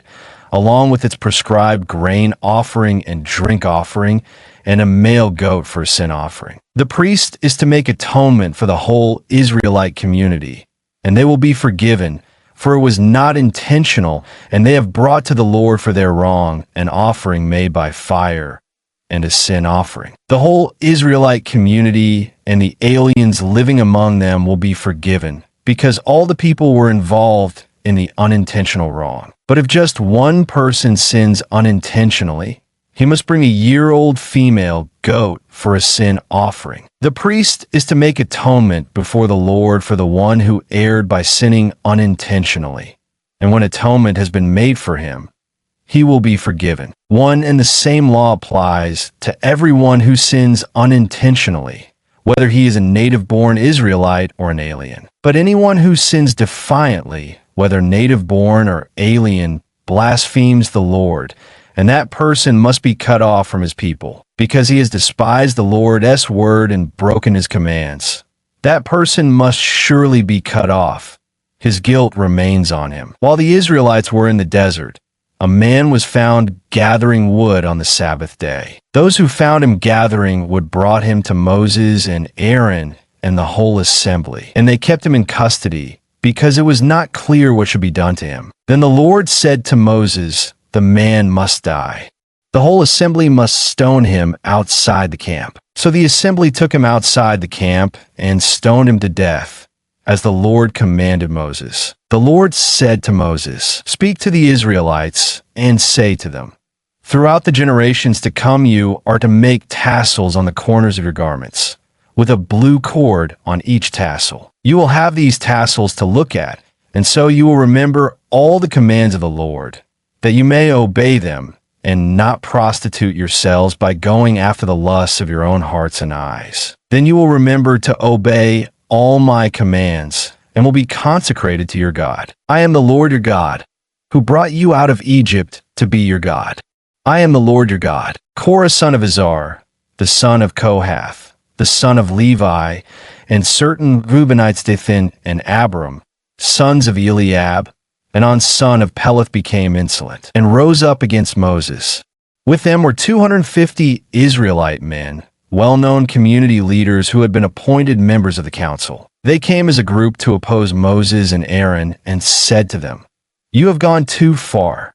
The whole community is holy, every one of them, and the Lord is with them. Why then do you set yourselves above the Lord's assembly?" When Moses heard this, he fell face down. Then he said to Korah and all his followers, "In the morning the Lord will show who belongs to him and who is holy, and he will have that person come near him. The man he chooses he will cause to come near him. You, Korah, and all your followers are to do this. Take censers, and tomorrow put fire and incense in them before the Lord. The man the Lord chooses will be the one who is holy. You Levites have gone too far." Moses also said to Korah, "Now listen, you Levites, isn't it enough for you that the God of Israel has separated you from the rest of the Israelite community and brought you near himself to do the work at the Lord's tabernacle and to stand before the community and minister to them? He has brought you and all your fellow Levites near himself. But now you are trying to get the priesthood too. It is against the Lord that you and all your followers have banded together. Who is Aaron that you should grumble against him?" Then Moses summoned Dathan and Abiram, the sons of Eliab. But they said, "We will not come. Isn't it enough that you have brought us up out of a land flowing with milk and honey to kill us in the desert? And now you also want to lord it over us? Moreover, you haven't brought us into a land flowing with milk and honey, or given us an inheritance of fields and vineyards. Will you gouge out the eyes of these men? No, we will not come." Then Moses became very angry and said to the Lord, "Do not accept their offering. I have not taken so much as a donkey from them, nor have I wronged any of them." Moses said to Korah, "You and all your followers are to appear before the Lord tomorrow, you and they and Aaron. Each man is to take his censer and put incense in it, 250 censers in all, and present it before the Lord. You and Aaron are to present your censers also." So each man took his censer, put fire and incense in it, and stood with Moses and Aaron at the entrance to the tent of meeting. When Korah had gathered all his followers in opposition to them at the entrance to the tent of meeting, the glory of the Lord appeared to the entire assembly. The Lord said to Moses and Aaron, "Separate yourself from this assembly, so I can put an end to them at once." But Moses and Aaron fell face down and cried out, "O God, God of the spirits of all mankind, will you be angry with the entire assembly when only one man sins?" Then the Lord said to Moses, "Say to the assembly, move away from the tents of Korah, Dathan, and Abiram." Moses got up and went to Dathan and Abiram, and the elders of Israel followed him. He warned the assembly, "Move back from the tents of these wicked men. Do not touch anything belonging to them, or you will be swept away because of all their sins." So they moved away from the tents of Korah, Dathan, and Abiram. Dathan and Abiram had come out and were standing with their wives, children, and little ones at the entrances to their tents. Then Moses said, "This is how you will know that the Lord has sent me to do all these things, and that it was not my idea. If these men die a natural death and experience only what usually happens to men, then the Lord has not sent me. But if the Lord brings about something totally new, and the earth opens its mouth and swallows them, with everything that belongs to them, and they go down alive into the grave, then you will know that these men have treated the Lord with contempt." As soon as he finished saying all this, the ground under them split apart, and the earth opened its mouth and swallowed them with their households, and all Korah's men and all their possessions. They went down alive into the grave, with everything they owned. The earth closed over them, and they perished and were gone from the community. At their cries, all the Israelites around them fled, shouting, "The earth is going to swallow us too." And fire came out from the Lord and consumed the 250 men who were offering the incense. The Lord said to Moses, "Tell Eleazar, son of Aaron, the priest, to take the censers out of the smoldering remains and scatter the coals some distance away, for the censers are holy, the censers of the men who sinned at the cost of their lives. Hammer the censers into sheets to overlay the altar, for they were presented before the Lord and have become holy. Let them be a sign to the Israelites. So Eleazar the priest collected the bronze censers brought by those who had been burned up, and he had them hammered out to overlay the altar, as the Lord directed him through Moses. This was to remind the Israelites that no one except a descendant of Aaron should come to burn incense before the Lord, or he would become like Korah and his followers. The next day, the whole Israelite community grumbled against Moses and Aaron. "You have killed the Lord's people," they said. But when the assembly gathered in opposition to Moses and Aaron and turned toward the tent of meeting, suddenly the cloud covered it, and the glory of the Lord appeared. Then Moses and Aaron went to the front of the tent of meeting. And the Lord said to Moses, "Get away from this assembly, so I can put an end to them at once." And they fell face down. Then Moses said to Aaron, "Take your censer and put incense in it, along with fire from the altar, and hurry to the assembly to make atonement for them. Wrath has come out from the Lord. The plague has started." So Aaron did as Moses said, and ran into the midst of the assembly. The plague had already started among the people, but Aaron offered the incense and made atonement for them. He stood between the living and the dead, and the plague stopped. But 14,700 people died from the plague, in addition to those who had died because of Korah. Then Aaron returned to Moses at the entrance to the tent of meeting, for the plague had stopped. 17. The Lord said to Moses, "Speak to the Israelites and get 12 staffs from them, one from the leader of each of their ancestral tribes.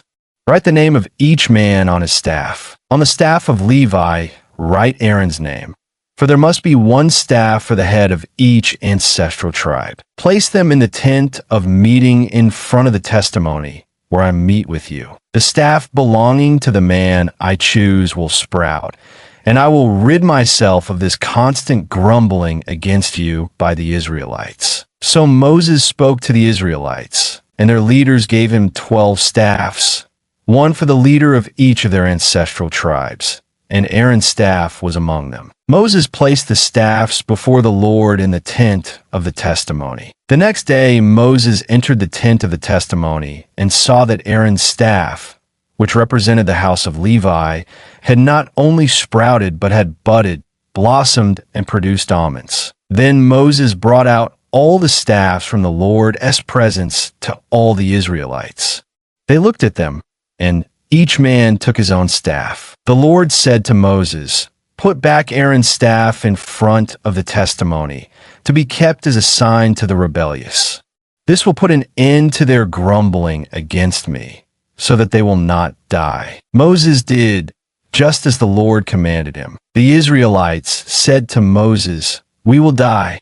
We are lost. We are all lost. Anyone who even comes near the tabernacle of the Lord will die. Are we all going to die?"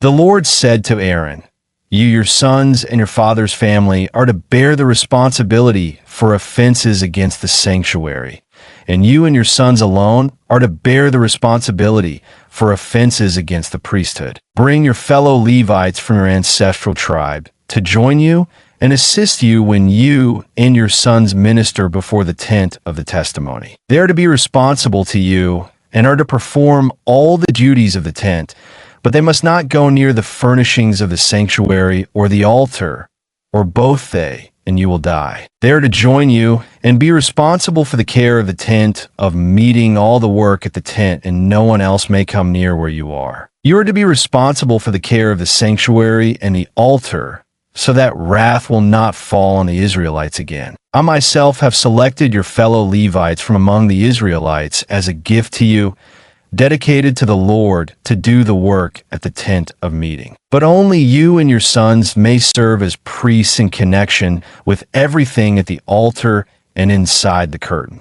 I am giving you the service of the priesthood as a gift. Anyone else who comes near the sanctuary must be put to death." Then the Lord said to Aaron, "I myself have put you in charge of the offerings presented to me. All the holy offerings the Israelites give me, I give to you and your sons as your portion and regular share. You are to have the part of the most holy offerings that is kept from the fire.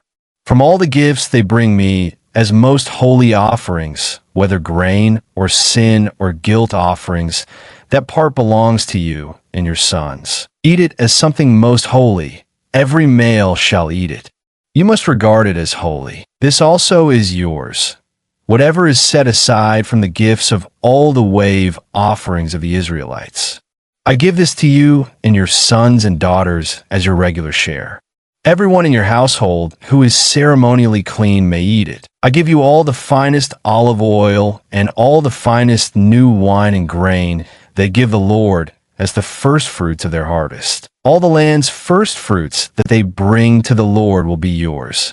Everyone in your household who is ceremonially clean may eat it. Everything in Israel that is devoted to the Lord is yours. The first offspring of every womb, both man and animal, that is offered to the Lord is yours. But you must redeem every firstborn son and every firstborn male of unclean animals. When they are a month old, you must redeem them at the redemption price set at 5 shekels of silver, according to the sanctuary shekel, which weighs 20 gerahs. But you must not redeem the firstborn of an ox, a sheep, or a goat. They are holy. Sprinkle their blood on the altar and burn their fat as an offering made by fire, an aroma pleasing to the Lord. Their meat is to be yours, just as the breast of the wave offering and the right thigh are yours. Whatever is set aside from the holy offerings the Israelites present to the Lord, I give to you and your sons and daughters as your regular share. It is an everlasting covenant of salt before the Lord for both you and your offspring. The Lord said to Aaron, "You will have no inheritance in their land, nor will you have any share among them. I am your share and your inheritance among the Israelites. I give to the Levites all the tithes in Israel as their inheritance in return for the work they do while serving at the tent of meeting. From now on, the Israelites must not go near the tent of meeting, or they will bear the consequences of their sin and will die. It is the Levites who are to do the work at the tent of meeting and bear the responsibility for offenses against it. This is a lasting ordinance for the generations to come. They will receive no inheritance among the Israelites. Instead, I give to the Levites as their inheritance the tithes that the Israelites present as an offering to the Lord. That is why I said concerning them, they will have no inheritance among the Israelites. The Lord said to Moses, "Speak to the Levites and say to them, when you receive from the Israelites the tithe I give you as your inheritance, you must present 1/10 of that tithe as the Lord's offering. Your offering will be reckoned to you as grain from the threshing floor or juice from the winepress. In this way you also will present an offering to the Lord from all the tithes you receive from the Israelites.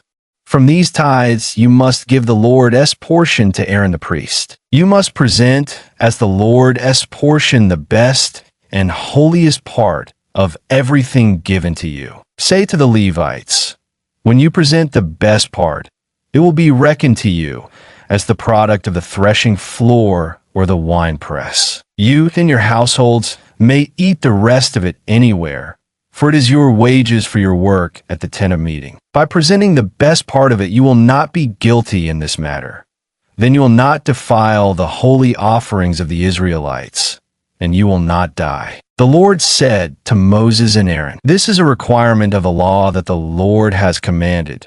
Tell the Israelites to bring you a red heifer without defect or blemish, and that has never been under a yoke. Give it to Eleazar the priest. It is to be taken outside the camp and slaughtered in his presence. Then Eleazar the priest is to take some of its blood on his finger and sprinkle it 7 times toward the front of the tent of meeting. While he watches, the heifer is to be burned its hide, flesh, blood, and offal. The priest is to take some cedar wood, hyssop, and scarlet wool and throw them onto the burning heifer. After that, The priest must wash his clothes and bathe himself with water.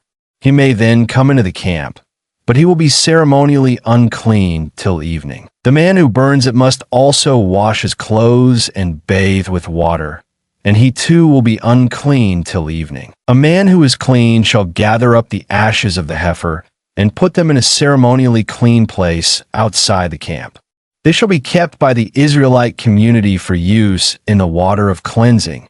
It is for purification from sin. The man who gathers up the ashes of the heifer must also wash his clothes, and he too will be unclean till evening. This will be a lasting ordinance, both for the Israelites and for the aliens living among them. Whoever touches the dead body of anyone will be unclean for 7 days. He must purify himself with the water on the 3rd day and on the 7th day. Then he will be clean. But if he does not purify himself on the 3rd and 7th days, he will not be clean. Whoever touches the dead body of anyone and fails to purify himself defile the Lord's tabernacle. That person must be cut off from Israel. Because the water of cleansing has not been sprinkled on him, he is unclean. His uncleanness remains on him. This is the law that applies when a person dies in a tent. Anyone who enters the tent and anyone who is in it will be unclean for 7 days. And every open container without a lid fastened on it will be unclean. Anyone out in the open who touches someone who has been killed with a sword or someone who has died a natural death, or anyone who touches a human bone or a grave, will be unclean for 7 days. For the unclean person, put some ashes from the burn purification offering into a jar and pour fresh water over them. Then a man who is ceremonially clean is to take some hyssop, dip it in the water, and sprinkle the tent and all the furnishings and the people who are there. He must also sprinkle anyone who has touched a human bone or a grave, or someone who has been killed, or someone who has died a natural death. The man who is clean is to sprinkle the unclean person on the 3rd and 7th days. And on the 7th day, he is to purify him. The person being cleansed must wash his clothes and bathe with water, and that evening he will be clean. But if a person who is unclean does not purify himself, he must be cut off from the community, because he has defiled the sanctuary of the Lord. The water of cleansing has not been sprinkled on him, and he is unclean. This is a lasting ordinance for them. The man who sprinkles the water of cleansing must also wash his clothes, and anyone who touches the water of cleansing will be unclean till evening. Anything that an unclean person touches becomes unclean, and anyone who touches it becomes unclean till evening. In the 1st month, the whole Israelite community arrived at the desert of Zin, and they stayed at Kadesh. There Miriam died and was buried. Now there was no water for the community, and the people gathered in opposition to Moses and Aaron. They quarreled with Moses and said, "If only we had died when our brothers fell dead before the Lord. Why did you bring the Lord's community into this desert, that we and our livestock should die here? Why did you bring us up out of Egypt to this terrible place? It has no grain or figs, grapevines or pomegranates, and there is no water to drink." Moses and Aaron went from the assembly to the entrance to the tent of meeting and fell face down, and the glory of the Lord appeared to them. The Lord said to Moses, "Take the staff, and you and your brother Aaron gather the assembly together. Speak to that rock before their eyes, and it will pour out its water.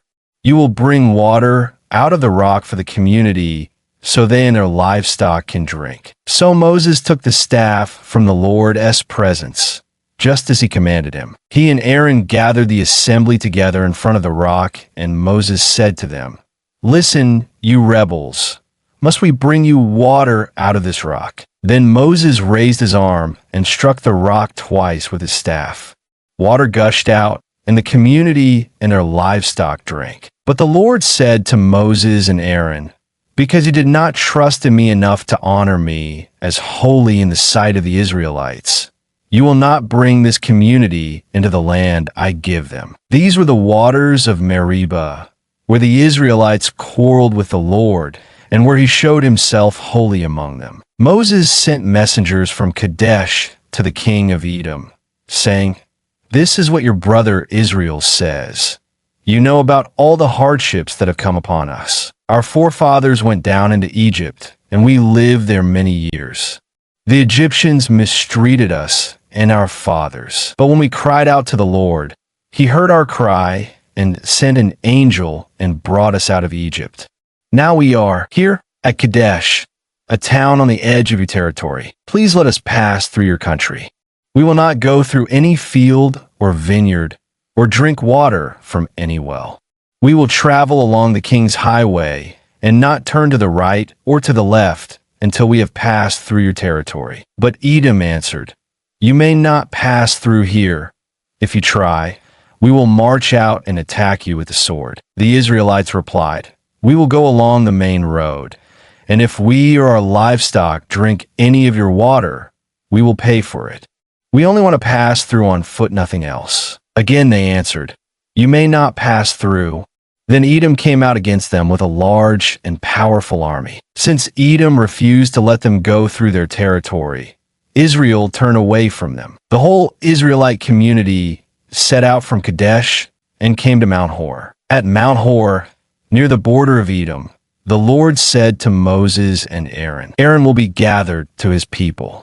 He will not enter the land I give the Israelites, because both of you rebelled against my command at the waters of Meribah. Get Aaron and his son Eleazar and take them up Mount Hor. Remove Aaron's garments and put them on his son Eleazar, for Aaron will be gathered to his people.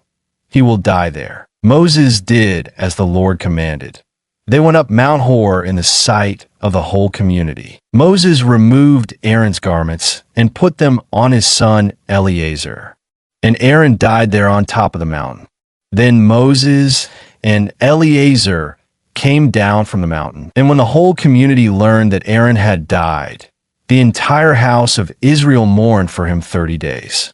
When the Canaanite king of Arad, who lived in the Negev, heard that Israel was coming along the road to Atharim, he attacked the Israelites and captured some of them. Then Israel made this vow to the Lord: "If you will deliver these people into our hands, we will totally destroy their cities." The Lord listened to Israel's plea and gave the Canaanites over to them. They completely destroyed them and their towns. So the place was named Hormah. They traveled from Mount Hor along the route to the Red Sea to go around Edom. But the people grew impatient on the way. They spoke against God and against Moses and said, "Why have you brought us up out of Egypt to die in the desert? There is no bread, there is no water, and we detest this miserable food." Then the Lord sent venomous snakes among them. They bit the people, and many Israelites died. The people came to Moses and said, "We sinned when we spoke against the Lord and against you. Pray that the Lord will take the snakes away from us." So Moses prayed for the people. The Lord said to Moses, "Make a snake and put it up on a pole. Anyone who is bitten can look at it and live." So Moses made a bronze snake and put it up on a pole.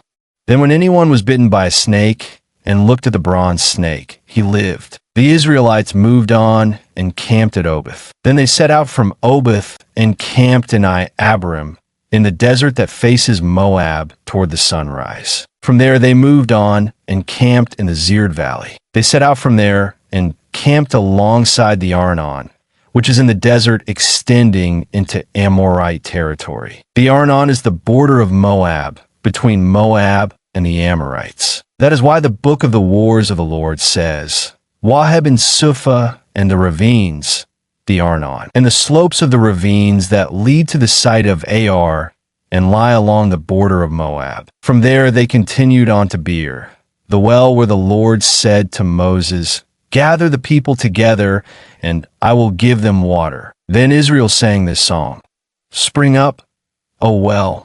Sing about it, about the well that the princes dug, that the nobles of the people sank, the nobles with scepters and staffs." Then they went from the desert to Mattanah, from Mattanah to Nahaliel, from Nahaliel to Bamoth, and from Bamoth to the valley in Moab, where the top of Pisgah overlooks the wasteland. Israel sent messengers to say to Sihon, king of the Amorites, "Let us pass through your country. We will not turn aside into any field or vineyard or drink water from any well. We will travel along the king's highway until we have passed through your territory." But Sihon would not let Israel pass through his territory. He mustered his entire army and marched out into the desert against Israel. When he reached Jahaz, he fought with Israel. Israel, however, put him to the sword and took over his land from the Arnon to the Jabbok, but only as far as the Ammonites, because their border was fortified. Israel captured all the cities of the Amorites and occupied them, including Heshbon and all its surrounding settlements. Heshbon was the city of Sihon, king of the Amorites, who had fought against the former king of Moab and had taken from him all his land as far as the Arnon. That is why the poets say, "Come to Heshbon and let it be rebuilt. Let Sihon's city be restored." Fire went out from Heshbon, a blaze from the city of Sihon. It consumed Ar of Moab, the citizens of Arnon's heights. What are you, O Moab? You are destroyed, O people of Chemosh. He has given up his sons as fugitives and his daughters as captives to Sihon, king of the Amorites. But we have overthrown them. Heshbon is destroyed all the way to Dibon. We have demolished them as far as Nophah, which extends to Medeba. So Israel settled in the land of the Amorites. After Moses had sent spies to Jazer, the Israelites captured its surrounding settlements and drove out the Amorites who were there. Then they turned and went up along the road toward Bashan. And Og, king of Bashan, and his whole army marched out to meet them in battle at Edrei. The Lord said to Moses, "Do not be afraid of him, for I have handed him over to you with his whole army and his land. Do to him what you did to Sihon, king of the Amorites, who reigned in Heshbon." So they struck him down together with his sons and his whole army, leaving them no survivors. And they took possession of his land. Then the Israelites traveled to the plains of Moab and camped along the Jordan across from Jericho. Now Balak son of Zippor saw all that Israel had done to the Amorites, and Moab was terrified because there were so many people. Indeed, Moab was filled with dread because of the Israelites. The Moabites said to the elders of Midian, "This horde is going to lick up everything around us, as an ox licks up the grass of the field." So Balak son of Zippor, who was king of Moab at that time, sent messengers to summon Balaam son of Beor, who was at Pethor near the river in his native land. Balak said, "A people has come out of Egypt. They cover the face of the land and have settled next to me. Now come and put a curse on these people, because they are too powerful for me. Perhaps then I will be able to defeat them and drive them out of the country. For I know that those you bless are blessed, and those you curse are cursed." The elders of Moab and Midian left, taking with them the fee for divination. When they came to Balaam, they told him what Balak had said. "Spend the night here," Balaam said to them, "and I will bring you back the answer the Lord gives me." So the Moabite princes stayed with him. God came to Balaam and asked, "Who are these men with you?" Balaam said to God, "Balak son of Zippor, king of Moab, sent me this message. A people that has come out of Egypt covers the face of the land. Now, come and put a curse on them for me. Perhaps then I will be able to fight them and drive them away." But God said to Balaam, "Do not go with them. You must not put a curse on those people, because they are blessed." The next morning Balaam got up and said to Balak's princes, "Go back to your own country, for the Lord has refused to let me go with you." So the Moabite princes returned to Balak and said, "Balaam refused to come with us." Then Balak sent other princes, more numerous and more distinguished than the first. They came to Balaam and said, "This is what Balak son of Zippor says. Do not let anything keep you from coming to me, because I will reward you handsomely and do whatever you say. Come and put a curse on these people for me." But Balaam answered them, "Even if Balak gave me his palace filled with silver and gold, I could not do anything great or small to go beyond the command of the Lord my God. Now stay here tonight, as the others did, and I will find out what else the Lord will tell me." That night God came to Balaam and said, "Since these men have come to summon you, go with them, but do only what I tell you." Balaam got up in the morning, saddled his donkey, and went with the princes of Moab. But God was very angry when he went, and the angel of the Lord stood in the road to oppose him. Balaam was riding on his donkey, and his 2 servants were with him. When the donkey saw the angel of the Lord standing in the road with a drawn sword in his hand, she turned off the road into a field. Balaam beat her to get her back on the road. Then the angel of the Lord stood in a narrow path between 2 vineyards with walls on both sides. When the donkey saw the angel of the Lord, she pressed close to the wall, crushing Balaam's foot against it. So he beat her again. Then the angel of the Lord moved on ahead and stood in a narrow place where there was no room to turn, either to the right or to the left. When the donkey saw the angel of the Lord, she lay down under Balaam, and he was angry and beat her with his staff. Then the Lord opened the donkey's mouth, and she said to Balaam, "What have I done to you to make you beat me these 3 times?" Balaam answered the donkey, "You have made a fool of me. If I had a sword in my hand, I would kill you right now." The donkey said to Balaam, "Am I not your own donkey, which you have always ridden to this day? Have I been in the habit of doing this to you?" "No," he said. Then the Lord opened Balaam's eyes, and he saw the angel of the Lord standing in the road with his sword drawn. So he bowed low and fell face down. The angel of the Lord asked him, "Why have you beaten your donkey these 3 times?" "I have come here to oppose you, because your path is a reckless one before me. The donkey saw me and turned away from me these 3 times. If she had not turned away, I would certainly have killed you by now, but I would have spared her." Balaam said to the angel of the Lord, "I have sinned. I did not realize you were standing in the road to oppose me. Now if you are displeased, I will go back." The angel of the Lord said to Balaam, "Go with the men, but speak only what I tell you." So Balaam went with the princes of Balak. When Balak heard that Balaam was coming, he went out to meet him at the Moabite town on the Arnon border, at the edge of his territory. Balak said to Balaam, "Did I not send you an urgent summons? Why didn't you come to me? Am I really not able to reward you?" "Well, I have come to you now," Balaam replied. "But can I say just anything? I must speak only what God puts in my mouth." Then Balaam went with Balak to said, "Curse Jacob for me. Come, Kiriath-Huzoth, denounce Israel." Balak sacrificed cattle and sheep, and gave some to Balaam and the princes who were with him. The next morning Balak took Balaam up to Bamoth-baal, and from there he saw part of the people. Balaam said, "Build me 7 altars here, and prepare 7 bulls and 7 rams for me." Balak did as Balaam said, and the 2 of them offered a bull and a ram on each altar. Then Balaam said to Balak, "Stay here beside your offering while I go aside. Perhaps the Lord will come to meet with me. Whatever he reveals to me, I will tell you." Then he went off to a barren height. God met with him, and Balaam said, "I have prepared 7 altars, and on each altar I have offered a bull and a ram." The Lord put a message in Balaam's mouth and said, "Go back to Balak and give him this message." So he went back to him and found him standing beside his offering with all the princes of Moab. Then Balaam uttered his oracle. "Balak brought me from Aram, the king of Moab from the eastern mountains.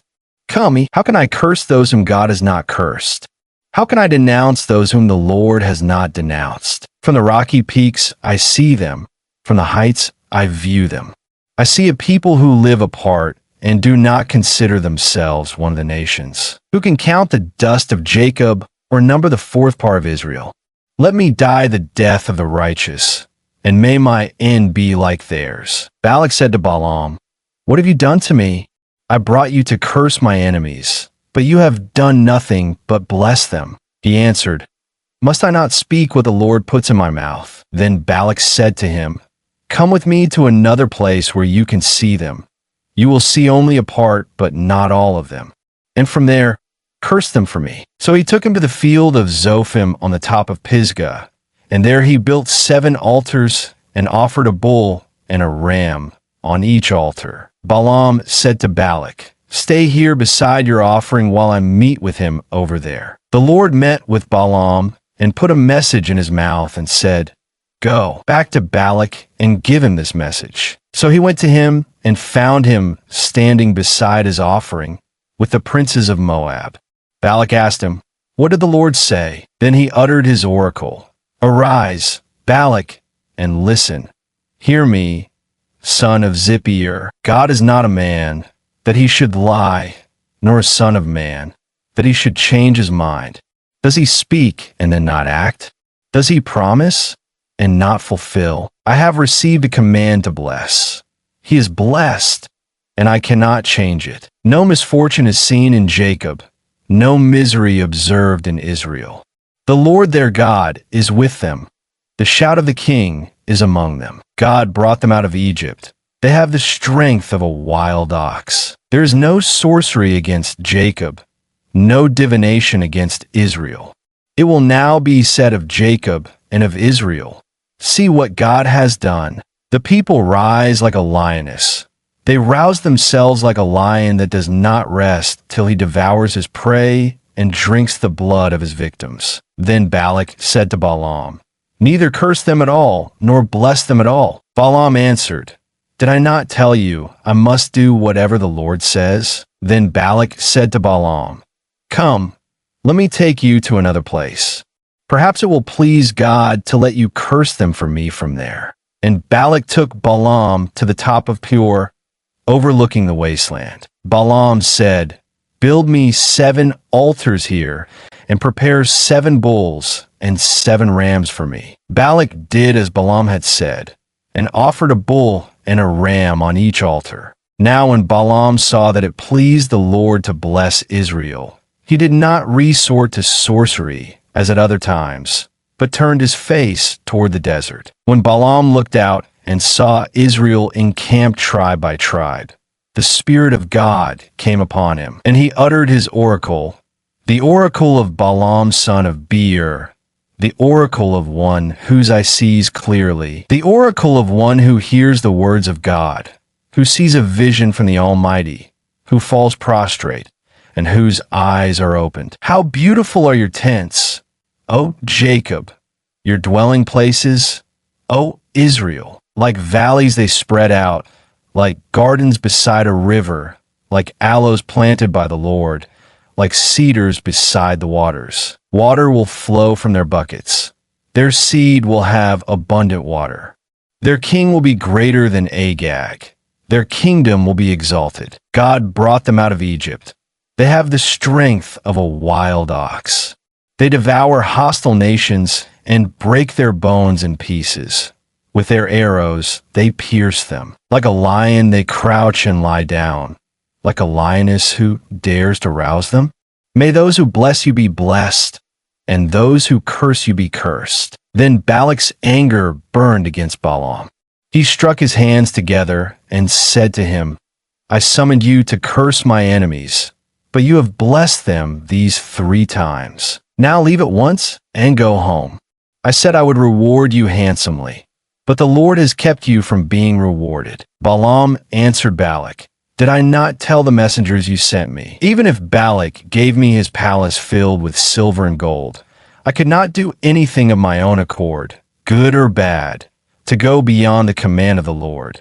And I must say only what the Lord says. Now I'm going back to my people, but come, let me warn you of what this people will do to your people in days to come." Then he uttered his oracle, the oracle of Balaam son of Beor, the oracle of one whose eye sees clearly, the oracle of one who hears the words of God, who has knowledge from the Most High, who sees a vision from the Almighty, who falls prostrate, and whose eyes are opened. I see him, but not now. I behold him, but not near. A star will come out of Jacob. A scepter will rise out of Israel. He will crush the foreheads of Moab, the skulls of all the sons of Sheth. Edom will be conquered. Seir, his enemy, will be conquered, but Israel will grow strong. A ruler will come out of Jacob and destroy the survivors of the city. Then Balaam saw Amalek and uttered his oracle. Amalek was first among the nations, but he will come to ruin at last. Then he saw the Kenite and uttered his oracle. Your dwelling place is secure. Your nest is set in a rock. Yet you Kenite will be destroyed when Ashur takes you captive. Then he uttered his oracle. Ah, who can live when God does this? Ships will come from the shores of Kittim. They will subdue Ashur and Eber, but they too will come to ruin. Then Balaam got up and returned home, and Balak went his own way. While Israel was staying in Shittim, the men began to indulge in sexual immorality with Moabite women, who invited them to the sacrifices to their gods. The people ate and bowed down before these gods. So Israel joined in worshiping the Baal of Peor, and the Lord's anger burned against them. The Lord said to Moses, "Take all the leaders of these people, kill them, and expose them in broad daylight before the Lord, so that the Lord's fierce anger may turn away from Israel." So Moses said to Israel's judges, "Each of you must put to death those of your men who have joined in worshiping the Baal of Peor." Then an Israelite man brought to his family a Midianite woman right before the eyes of Moses and the whole assembly of Israel, while they were weeping at the entrance to the tent of meeting. When Phinehas son of Eleazar, the son of Aaron, the priest, saw this, he left the assembly, took a spear in his hand, and followed the Israelite into the tent. He drove the spear through both of them through the Israelite and into the woman's body.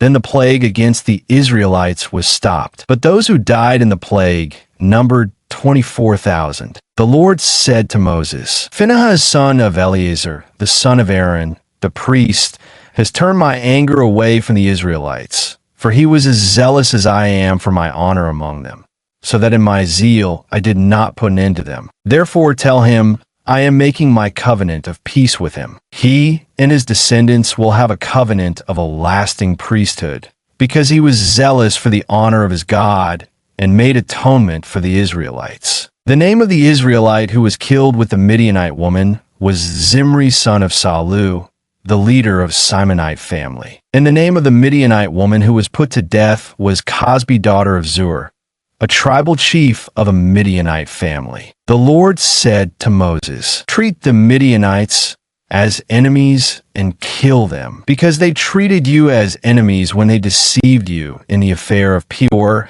and their sister Cosbi, the daughter of a Midianite leader, the woman who was killed when the plague came as a result of Peor." After the plague, the Lord said to Moses and Eleazar son of Aaron, the priest, "Take a census of the whole Israelite community by families, all those 20 years old or more who are able to serve in the army of Israel." So on the plains of Moab by the Jordan across from Jericho, Moses and Eleazar the priest spoke with them and said, "Take a census of the men 20 years old or more, as the Lord commanded Moses." These were the Israelites who came out of Egypt. The descendants of Reuben, the firstborn son of Israel, were through Hanok, the Hanokite clan, through Palu, the Paluite clan, through Hezron, the Hezronite clan, through Carmi, the Carmite clan. These were the clans of Reuben.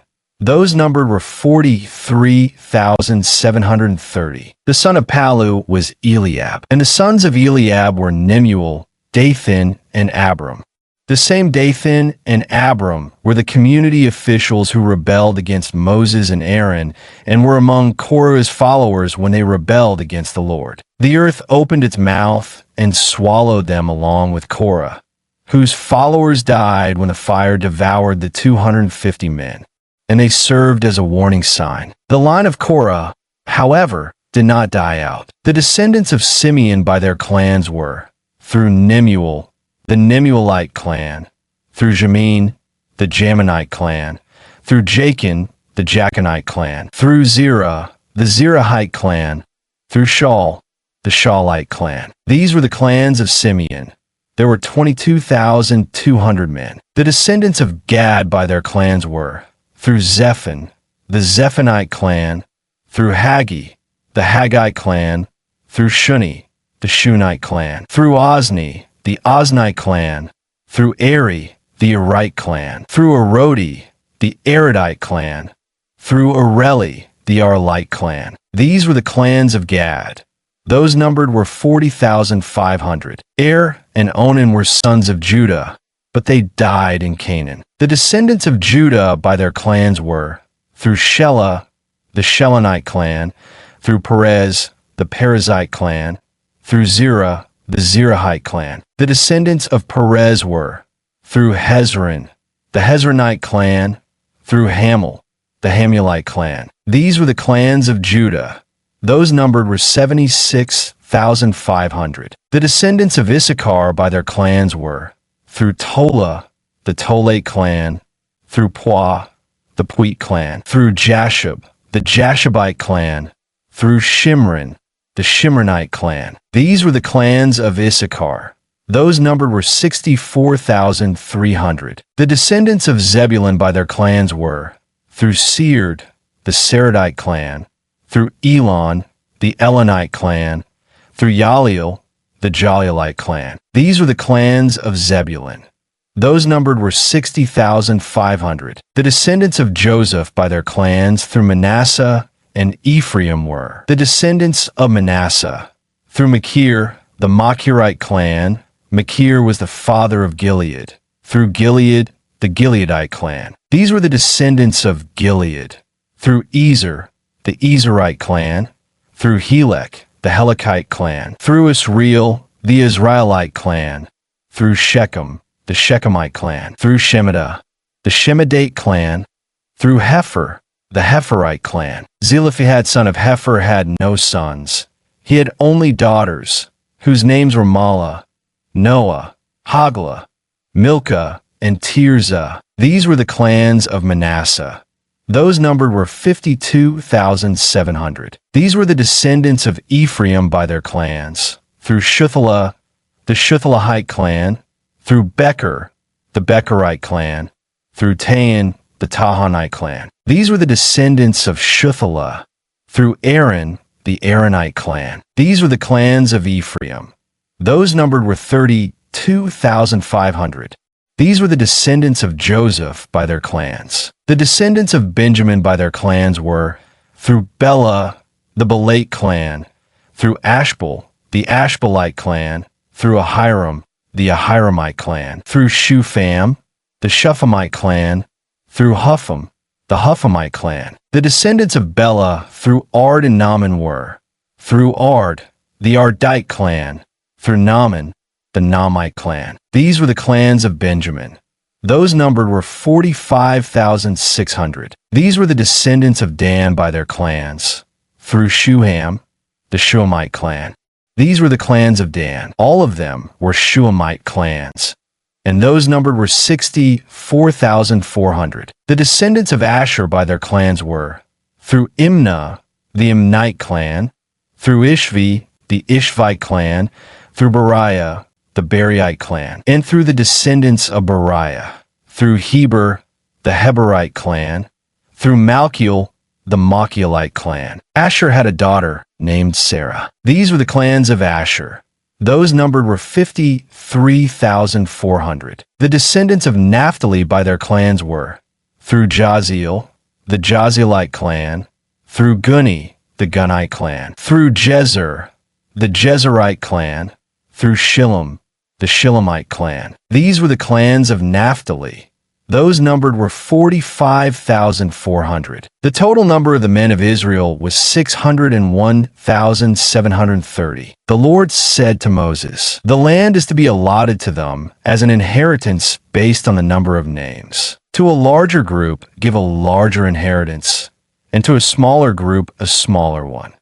Each is to receive its inheritance according to the number of those listed. Be sure that the land is distributed by lot. What each group inherits will be according to the names, for its ancestral tribe. Each inheritance is to be distributed by lot among the larger and smaller groups. These were the Levites who were counted by their clans. Through Gershon, the Gershonite clan; through Kohath, the Kohathite clan; through Merari, the Merarite clan. These also were Levite clans: the Libnite clan, the Hebronite clan, the Malite clan, the Mushite clan, the Korahite clan. Kohath was the forefather of Amram. The name of Amram's wife was Jochebed, a descendant of Levi, who was born to the Levites in Egypt. To Amram she bore Aaron, Moses, and their sister Miriam. Aaron was the father of Nadab and Abihu, Eleazar, and Ithamar. But Nadab and Abihu died when they made an offering before the Lord with unauthorized fire. All the male Levites a month old or more numbered 23,000. They were not counted along with the other Israelites because they received no inheritance among them. These are the ones counted by Moses and Eleazar the priest when they counted the Israelites on the plains of Moab by the Jordan across from Jericho. Not one of them was among those counted by Moses and Aaron the priest when they counted the Israelites in the desert of Sinai. For the Lord had told those Israelites they would surely die in the desert, and not one of them was left except Caleb son of Jephunneh and Joshua son of Nun, the daughters of Zelophehad son of Hepher, the son of Gilead, the son of Machir, the son of Manasseh, belonged to the clans of Manasseh son of Joseph. The names of the daughters were Mahlah, Noah, Haglah, Milcah, and Tirzah. They approached the entrance to the tent of meeting and stood before Moses, Eleazar the priest, the leaders, and the whole assembly, and said, "Our father died in the desert. He was not among Korah's followers who banded together against the Lord, but he died for his own sin and left no sons. Why should our father's name disappear from his clan because he had no son? Give us property among our father's relatives." So Moses brought their case before the Lord. And the Lord said to him, "What Zelophehad's daughters are saying is right. You must certainly give them property as an inheritance among their father's relatives and turn their father's inheritance over to them. Say to the Israelites, if a man dies and leaves no son, turn his inheritance over to his daughter. If he has no daughter, give his inheritance to his brothers. If he has no brothers, give his inheritance to his father's brothers. If his father had no brothers, give his inheritance to the nearest relative in his clan, that he may possess it.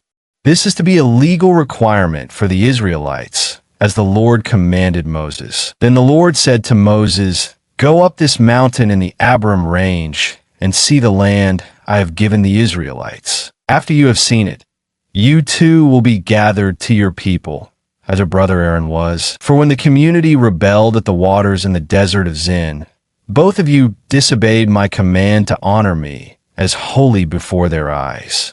These were the waters of Meribah Kadesh in the desert of Zin." Moses said to the Lord, "May the Lord, the God of the spirits of all mankind, appoint a man over this community to go out and come in before them, one who will lead them out and bring them in.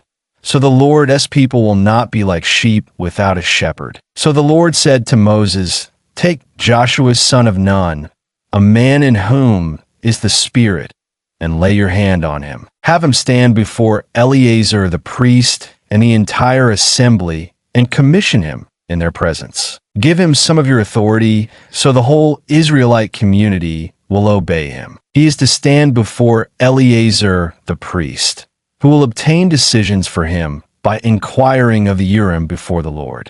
At his command, he and the entire community of the Israelites will go out, and at his command they will come in." Moses did as the Lord commanded him.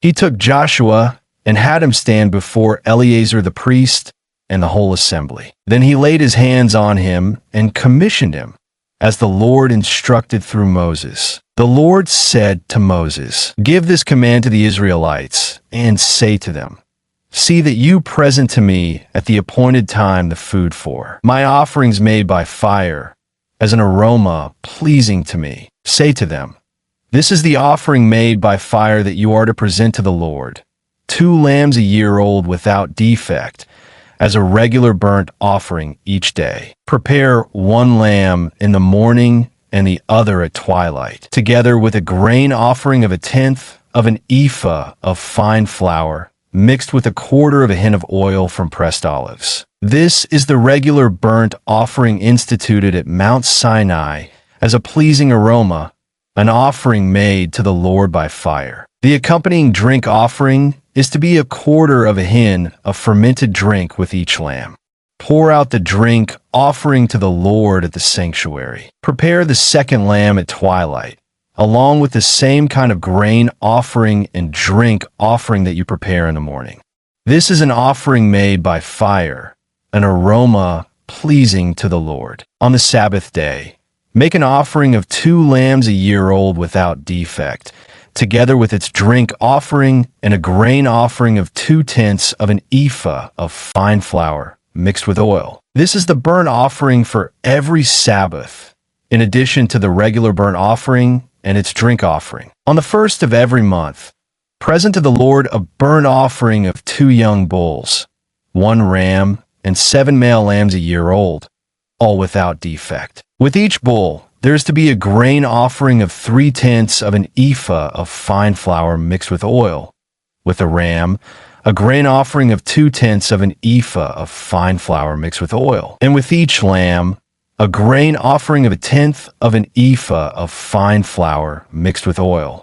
This is for a burnt offering, a pleasing aroma, an offering made to the Lord by fire. With each bull, there is to be a drink offering of 1/2 a hin of wine. With the ram, 1/3 of a hin, and with each lamb, 1/4 of a hin.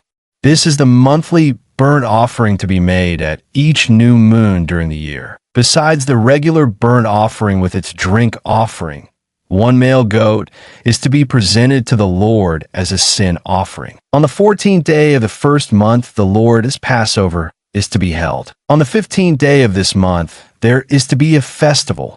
For 7 days, eat bread made without yeast. On the 1st day, hold a sacred assembly and do no regular work. Present to the Lord an offering made by fire, a burnt offering of 2 young bulls, 1 ram, and 7 male lambs a year old, all without defect. With each bull prepare a grain offering of 3/10 of an ephah of fine flour mixed with oil. With a ram, 2/10. And with each of the 7 lambs, 1/10. Include 1 male goat as a sin offering to make atonement for you. Prepare these in addition to the regular morning burnt offering. In this way, prepare the food for the offering made by fire every day for 7 days as an aroma pleasing to the Lord. It is to be prepared in addition to the regular burnt offering and its drink offering. On the 7th day, hold a sacred assembly and do no regular work. On the day of first fruits, when you present to the Lord an offering of new grain during the Feast of Weeks, hold a sacred assembly and do no regular work. Present a burnt offering of 2 young bulls, 1 ram, and 7 male lambs a year old, as an aroma pleasing to the Lord. With each bull, there is to be a grain offering of 3/10 of an ephah of fine flour mixed with oil. With a ram, 2/10. And with each of the 7 lambs, 1/10. Include 1 male goat to make atonement for you. Prepare these together with their drink offerings, in addition to the regular burnt offering and its grain offering. Be sure the animals are without defect. On the 1st day of the 7th month, hold a sacred assembly and do no regular work. It is a day for you to sound the trumpets. As an aroma pleasing to the Lord, prepare a burnt offering of 1 young bull, 1 ram, and 7 male lambs a year old, all without defect. With the bull prepare a grain offering of 3/10 of an ephah of fine flour mixed with oil. With a ram, 2/10. And with each of the 7 lambs, 1/10. Include 1 male goat as a sin offering to make atonement for you. These are in addition to the monthly and daily burnt offerings with their grain offerings and drink offerings as specified. They are offerings made to the Lord by fire, a a pleasing aroma. On the 10th day of this 7th month, hold a sacred assembly. You must deny yourselves and do no work. Present as an aroma, pleasing to the Lord, a burnt offering of 1 young bull, 1 ram, and 7 male lambs a year old, all without defect. With the bull prepare a grain offering of 3/10 of an ephah of fine flour mixed with oil, with a ram 2/10, and with each of the 7 lambs 1/10. Include 1 male goat as a sin offering, in addition to the sin offering for atonement and the regular burnt offering with its grain offering and their drink offerings. On the 15th day of the 7th month, hold a sacred assembly and do no regular work. Celebrate a festival to the Lord for 7 days. Present an offering made by fire as an aroma pleasing to the Lord, a burnt offering of 13 young bulls, 2 rams, and 14 male lambs a year old, all without defect. With each of the 13 bulls prepare a grain offering of 3/10 of an ephah of fine flour mixed with oil, with each of the 2 rams 2/10, and with each of the 14 lambs 1/10. Include 1 male goat as a sin offering, in addition to the regular burnt offering with its grain offering and drink offering. On the 2nd day prepare 12 young bulls, 2 rams, and 14 male lambs a year old, all without defect. With the bulls, rams, and lambs, prepare their grain offerings and drink offerings according to the number specified. Include 1 male goat as a sin offering, in addition to the regular burnt offering with its grain offering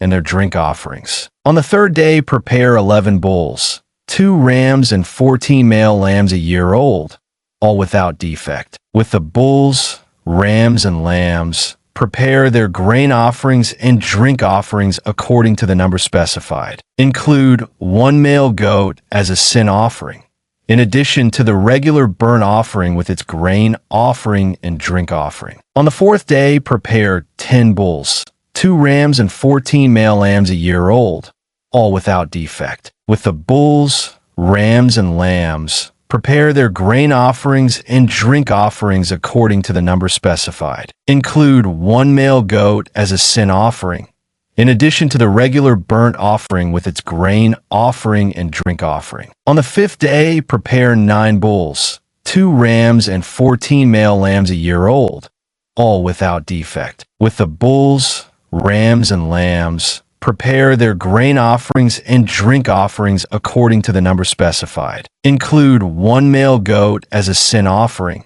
in addition to the regular burnt offering with its grain offering and drink offering. On the 6th day, prepare 8 bulls, 2 rams, and 14 male lambs a year old, all without defect. With the bulls, rams, and lambs, prepare their grain offerings and drink offerings according to the number specified. Include 1 male goat as a sin offering, in addition to the regular burnt offering with its grain offering and drink offering. On the 7th day, prepare 7 bulls, 2 rams, and 14 male lambs a year old, all without defect. With the bulls, rams, and lambs, prepare their grain offerings and drink offerings according to the number specified. Include 1 male goat as a sin offering, in addition to the regular burnt offering with its grain offering and drink offering. On the 8th day, hold an assembly and do no regular work. Present an offering made by fire as an aroma pleasing to the Lord, a burnt offering of 1 bull, 1 ram, and 7 male lambs a year old, all without defect. With the bull, the ram, and the lambs, prepare their grain offerings and drink offerings according to the number specified. Include 1 male goat as a sin offering, in addition to the regular burnt offering with its grain offering and drink offering. In addition to what you vow and your free will offerings, prepare these for the Lord at your appointed feasts: your burnt offerings, grain offerings, drink offerings, and fellowship offerings. Moses told the Israelites all that the Lord commanded him. Moses said to the heads of the tribes of Israel, "This is what the Lord commands. When a man makes a vow to the Lord or takes an oath to obligate himself by a pledge, He must not break his word, but must do everything he said. When a young woman still living in her father's house makes a vow to the Lord or obligates herself by a pledge, and her father hears about her vow or pledge, but says nothing to her, then all her vows and every pledge by which she obligated herself will stand. But if her father forbids her when he hears about it, none of her vows or the pledges by which she obligated herself will stand.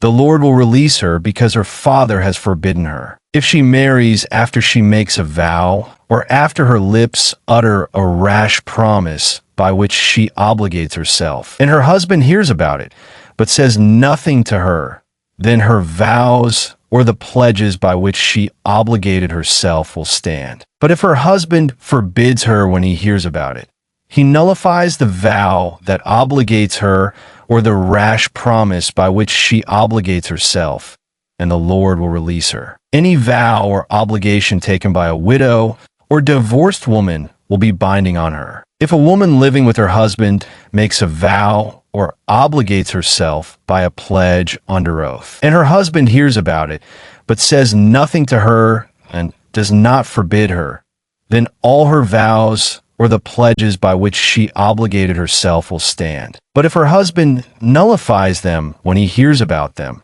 then none of the vows or pledges that came from her lips will stand. Her husband has nullified them, and the Lord will release her. Her husband may confirm or nullify any vow she makes or any sworn pledge to deny herself. But if her husband says nothing to her about it from day to day, then he confirms all her vows or the pledges binding on her. He confirms them by saying nothing to her when he hears about them. If, however, he nullifies them some time after he hears about them, then he's responsible for her guilt. These are the regulations the Lord gave Moses concerning relationships between a man and his wife, and between a father and his young daughter still living in his house. The Lord said to Moses, "Take vengeance on the Midianites for the Israelites. After that, you will be gathered to your people." So Moses said to the people, "Arm some of your men to go to war against the Midianites and to carry out the Lord's vengeance on them. Send into battle 1,000 men from each of the tribes of Israel." So 12,000 men armed for battle, 1,000 from each tribe, were supplied from the clans of Israel. Moses sent them into battle, 1,000 from each tribe, along with Phinehas son of Eleazar, the priest, who took with him articles from the sanctuary and the trumpets for signaling. They fought against Midian, as the Lord commanded Moses, and killed every man. Among their victims were Evi, Rekam, Zur, Hur, and Reba, the 5 kings of Midian. They also killed Balaam son of Beer with the sword. The Israelites captured the Midianite women and children and took all the Midianite herds, flocks and goods as plunder. They burned all the towns where the Midianites had settled, as well as all their camps. They took all the plunder and spoils, including the people and animals, and brought the captives, spoils and plunder to Moses and Eleazar the priest and the Israelite assembly at their camp on the plains of Moab, by the Jordan across from Jericho. Moses, Eleazar the priest, and all the leaders of the community went to meet them outside the camp. Moses was angry with the officers of the army, the commanders of thousands and commanders of hundreds who returned from the battle. "Have you allowed all the women to live?" he asked them. They were the ones who followed Balaam's advice and were the means of turning the Israelites away from the Lord in what happened at Peor, so that a plague struck the Lord's people. Now kill all the boys, and kill every woman who has slept with a man. But save for yourselves every girl who has never slept with a man. All of you who have killed anyone or touched anyone who was killed must stay outside the camp 7 days. On the 3rd and 7th days you must purify yourselves and your captives. Purify every garment as well as everything made of leather, goat hair, or wood. Then Eleazar the priest said to the soldiers who had gone into battle, "This is the requirement of the law that the Lord gave Moses. Gold, silver, bronze, iron, tin lead, and anything else that can withstand fire must be put through the fire, and then it will be clean. But it must also be purified with the water of cleansing. And whatever cannot withstand fire must be put through that water. On the seventh day wash your clothes, and you will be clean. Then you may come into the camp. The Lord said to Moses, "You and Eleazar the priest and the family heads of the community are to count all the people and animals that were captured. Divide the spoils between the soldiers who took part in the battle and the rest of the community. From the soldiers who fought in the battle, set apart as tribute for the Lord 1 out of every 500, whether persons, cattle, donkeys, sheep, or goats. Take this tribute from their half share and give it to Eleazar the priest as the Lord's part. From the Israelites' half, select 1 out of every 50, whether persons, cattle, donkeys, sheep, goats, or other animals.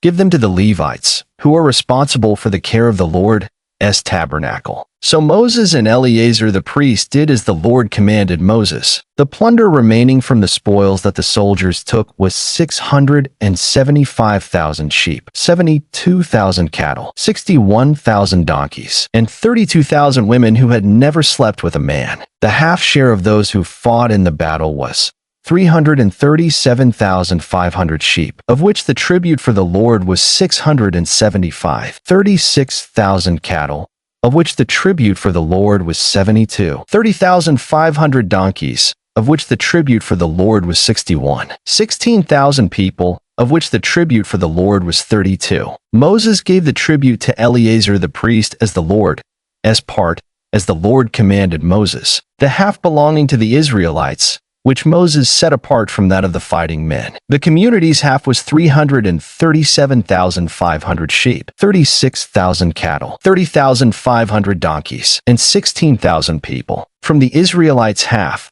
Moses selected 1 out of every 50 persons and animals, as the Lord commanded him, and gave them to the Levites, who were responsible for the care of the Lord's tabernacle. Then the officers who were over the units of the army, the commanders of thousands and commanders of hundreds, went to Moses and said to him, "Your servants have counted the soldiers under our command, and not one is missing. So we have brought as an offering to the Lord the gold articles each of us acquired, armlets, bracelets, signet rings, earrings, and necklaces to make atonement for ourselves before the Lord." Moses and Eleazar the priest accepted from them the gold, all the crafted articles, all the gold from the commanders of thousands and commanders of hundreds that Moses and Eleazar presented as a gift to the Lord weighed 16,750 shekels. Each soldier had taken plunder for himself. Moses and Eleazar the priest accepted the gold from the commanders of thousands and commanders of hundreds and brought it into the tent of meeting as a memorial for the Israelites before the Lord.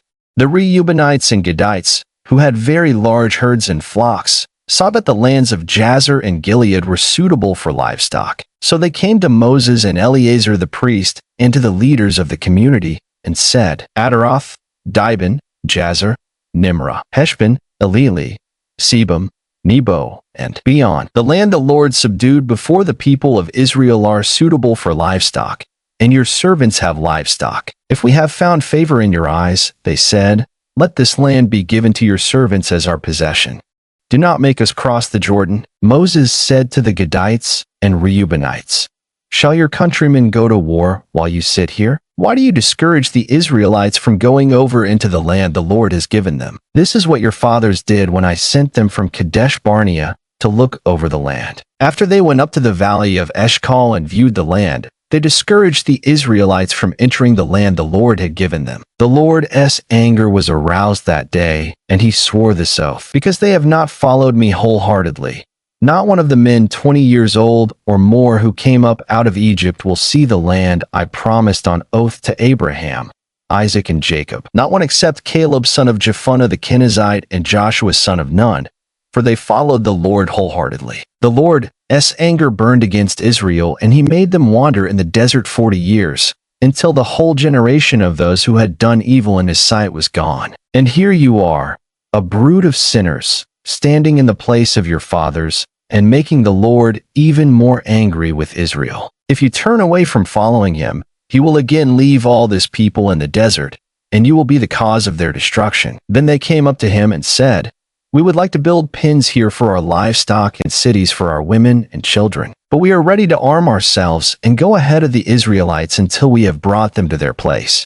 Meanwhile, our women and children will live in fortified cities for protection from the inhabitants of the land. We will not return to our homes until every Israelite has received his inheritance. We will not receive any inheritance with them on the other side of the Jordan, because our inheritance has come to us on the east side of the Jordan. Then Moses said to them, "If you will do this, if you will arm yourselves before the Lord for battle, and if all of you will go armed over the Jordan before the Lord until he has driven his enemies out before him, then when the land is subdued before the Lord, you may return and be free from your obligation to the Lord and to Israel.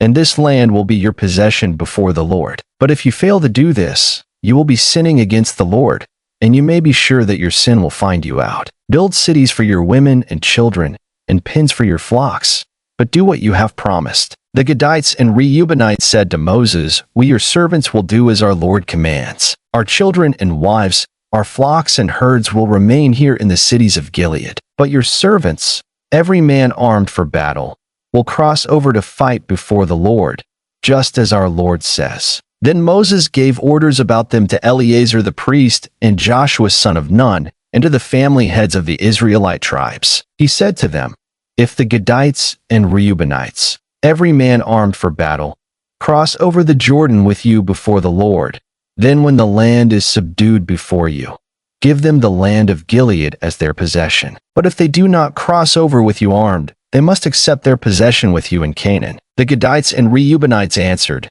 "Your servants will do what the Lord has said. We will cross over before the Lord into Canaan armed, but the property we inherit will be on this side of the Jordan." Then Moses gave to the Gadites, the Reubenites, and the half-tribe of Manasseh son of Joseph the kingdom of Sihon king of the Amorites, and the kingdom of Og king of Bashan the whole land with its cities and the territory around them. The Gadites built up Dibon, Adaroth, Aro, Atroth-Shapon, Jazer, Jogbeha, Beth Nimrah, and Beth Haran as fortified cities, and built pens for their flocks. And the Reubenites rebuilt Heshbon, Elili, and Kiriathaim, as well as Nebo and Balmeon. These names were changed, and Sibmah. They gave names to the cities they rebuilt. The descendants of Machir son of Manasseh went to Gilead, captured it, and drove out the Amorites who were there. So Moses gave Gilead to the Machirites, the descendants of Manasseh, and they settled there. Jair, a descendant of Manasseh, captured their settlements and called them Havoth-Jair. And Noba captured Kenath and its surrounding settlements, and called it Noba after himself. Here are the stages in the journey of the Israelites when they came out of Egypt by divisions under the leadership of Moses and Aaron. At the Lord's command, Moses recorded the stages in their journey. This is their journey by stages. The Israelites set out from Ramesses on the 15th day of the first month, the day after the Passover. They marched out boldly in full view of all the Egyptians, who were burying all their firstborn, whom the Lord had struck down among them, for the Lord had brought judgment on their gods. The Israelites left Ramesses and camped at Sukkos. They left Sukkos and camped at Etham, on the edge of the desert. They left Etham, turned back to Pi-Hahirith, to the east of Baal-Zephon, and camped near Migdol. They left Pi-Hahirith and passed through the sea into the desert. And when they had traveled for 3 days in the desert of Etham, they camped at Marah. They left Marah and went to Elim, where there were 12 springs and 70 palm trees, and they camped there. They left Elim and camped by the Red Sea. They left the Red Sea and camped in the desert of Sin. They left the desert of Sin and camped at Dophkah. They left Dophkah and camped at Alush. They left Alush and camped at Rephidim, where there was no water for the people to drink. They left Rephidim and camped in the desert of Sinai. They left the desert of Sinai and camped at Kibroth Hattaavah. They left Kibroth Hattaavah and camped at Hazeroth. They left Hazeroth and camped at Rithmah. They left Rithmah and camped at Rimmon Perez. They left Rimmon Perez and camped at Libnah. They left Libnah and camped at Rissa. They left Rissa and camped at Kehelatha. They left Kehelatha and camped at Mount Shepher. They left Mount Shepher and camped at Harada. They left Harada and camped at Makaloth. They left Makaloth and camped at Tahath. They left Tahath and camped at Turah. They left Turah and camped at Mithkah. They left Mithkah and camped at Hashmanah. They left Hashmanah and camped at Mosroth. They left Mosroth and camped at Bene Jaakan. They left Bene Jaakan and camped at Her-Haggidgad. They left Her-Haggidgad and camped at Jotbathah. They left Jotbathah and camped at Abrona. They left Abrona and camped at Ezion-Geber. They left Ezion-Geber and camped at Kadesh in the desert of Zin. They left Kadesh and camped at Mount Hor, on the border of Edom. At the Lord's command, Aaron the priest went up Mount Hor, where he died on the first day of the 5th month of the 40th year after the Israelites came out of Egypt. Aaron was 123 years old when he died on Mount Hor. The Canaanite king of Arad, who lived in the Negev of Canaan, heard that the Israelites were coming. They left Mount Hor and camped at Zalmonah. They left Zalmonah and camped at Punon. They left Punon and camped at Oboth. They left Oboth and camped at Iabarim, on the border of Moab. They left Iam and camped at Dibon-Gad. They left Dibon-Gad and camped at Almon-Diblathaim. They left Almon-Diblathaim and camped in the mountains of Abarim, near Nebo. They left the mountains of Abarim and camped on the plains of Moab by the Jordan across from Jericho. There on the plains of Moab they camped along the Jordan from Beth Jeshimoth to Abel Shittim. On the plains of Moab by the Jordan across from Jericho the Lord said to Moses, "Speak to the Israelites and say to them, when you cross the Jordan into Canaan, drive out all the inhabitants of the land before you. Destroy all their carved images and their cast idols, and demolish all their high places. Take possession of the land and settle in it, for I have given you the land to possess. Distribute the land by lot, according to your clans. To a larger group give a larger inheritance, and to a smaller group a smaller one. Whatever falls to them by lot will be theirs. Distribute it according to your ancestral tribes. But if you do not drive out the inhabitants of the land, those you allow to remain will become barbs in your eyes and thorns in your sides. They will give you trouble in the land where you will live. And then I will do to you what I plan to do to them." The Lord said to Moses, "Command the Israelites and say to them, when you enter Canaan, the land that will be allotted to you as an inheritance will have these boundaries. Your southern side will include some of the desert of Zin along the border of Edom. On the east, your southern boundary will start from the end of the Salt Sea. Cross south of Scorpion Pass, continue on to Zin, and go south of Kadesh Barnea. Then it will go to Hazar Adar and over to Asmon, where it will turn, join the Wadi of Egypt, and end at the sea. Your western boundary will be the coast of the Great Sea. This will be your boundary on the west. For your northern boundary, run a line from the Great Sea to Mount Hor, and from Mount Hor to Lebo Hamath. Then the boundary will go to Zedad, continue to Ziphron, and end at Hazar Enan. This will be your boundary on the north. For your eastern boundary, run a line from Hazar Enan to Shepham. The boundary will go down from Shepham to Riblah on the east side of Ain, and continue along the slopes east of the Sea of Kinnereth. Then the boundary will go down along the Jordan and end at the Salt Sea. This will be your land, with its boundaries on every side. Moses commanded the Israelites, "Assign this land by lot as an inheritance.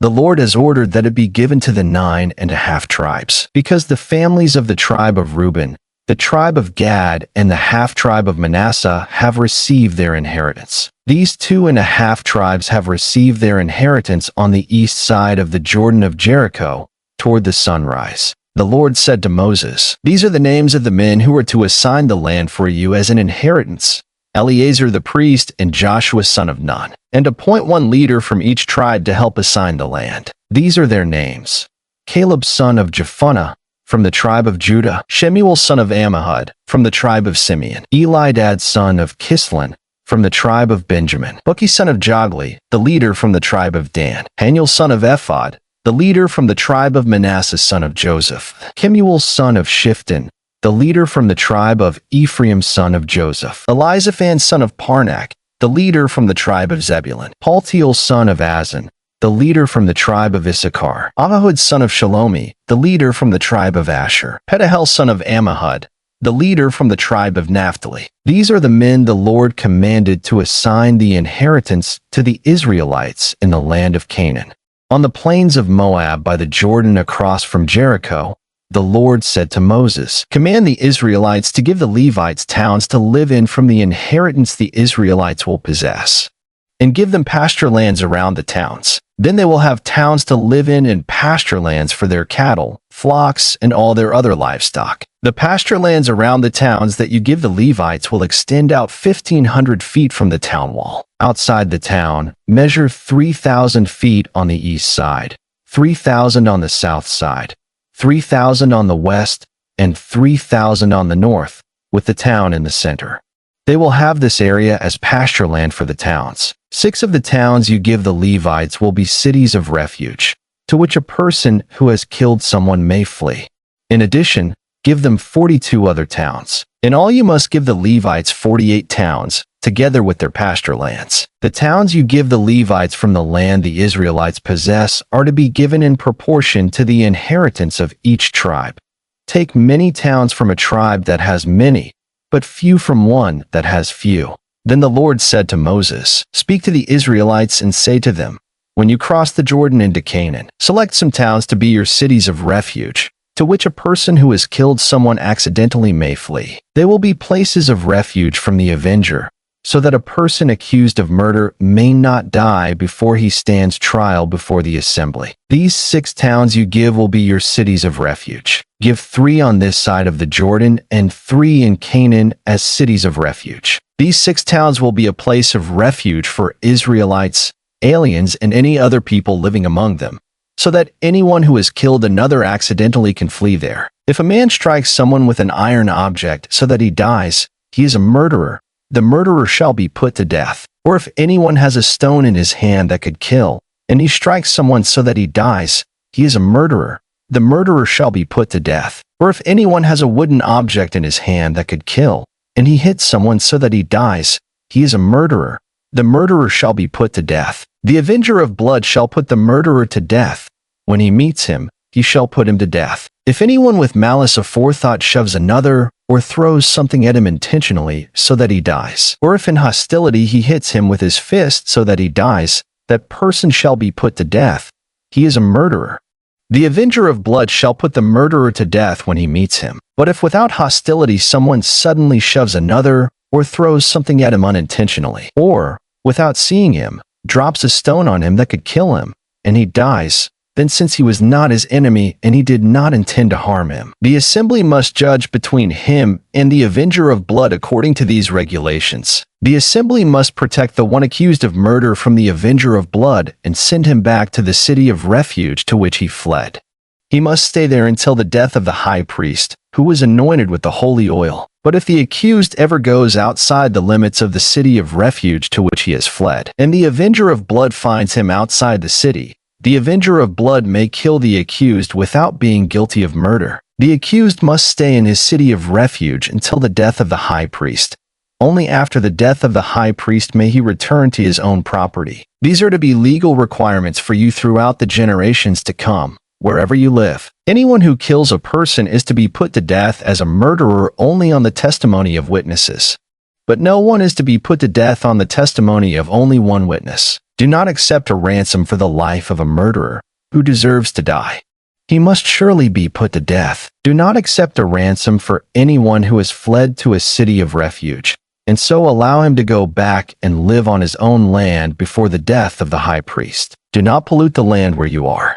Bloodshed pollutes the land, and atonement cannot be made for the land on which blood has been shed, except by the blood of the one who shed it. Do not defile the land where you live and where I dwell, for I, the Lord, dwell among the Israelites. The family heads of the clan of Gilead son of Machir, the son of Manasseh, who were from the clans of the descendants of Joseph, came and spoke before Moses and the leaders, the heads of the Israelite families. They said, "When the Lord commanded my Lord to give the land as an inheritance to the Israelites by lot, he ordered you to give the inheritance of our brother Zelophehad to his daughters. Now suppose they marry men from other Israelite tribes. Then their inheritance will be taken from our ancestral inheritance and added to that of the tribe they marry into. And so part of the inheritance allotted to us will be taken away. When the year of Jubilee for the Israelites comes, their inheritance will be added to that of the tribe into which they marry, and their property will be taken from the tribal inheritance of our forefathers." Then at the Lord's command Moses gave this order to the Israelites: What the tribe of the descendants of Joseph is saying is right. This is what the Lord commands for Zelophehad's daughters. They may marry anyone they please as long as they marry within the tribal clan of their father. No inheritance in Israel is to pass from tribe to tribe, for every Israelite shall keep the tribal land inherited from his forefathers. Every daughter who inherits land in any Israelite tribe must marry someone in her father's tribal clan, so that every Israelite will possess the inheritance of his fathers. No inheritance may pass from tribe to tribe, for each Israelite tribe is to keep the land it inherits. So Zelophehad's daughters did as the Lord commanded Moses. Zelophehad's daughters, Mahlah,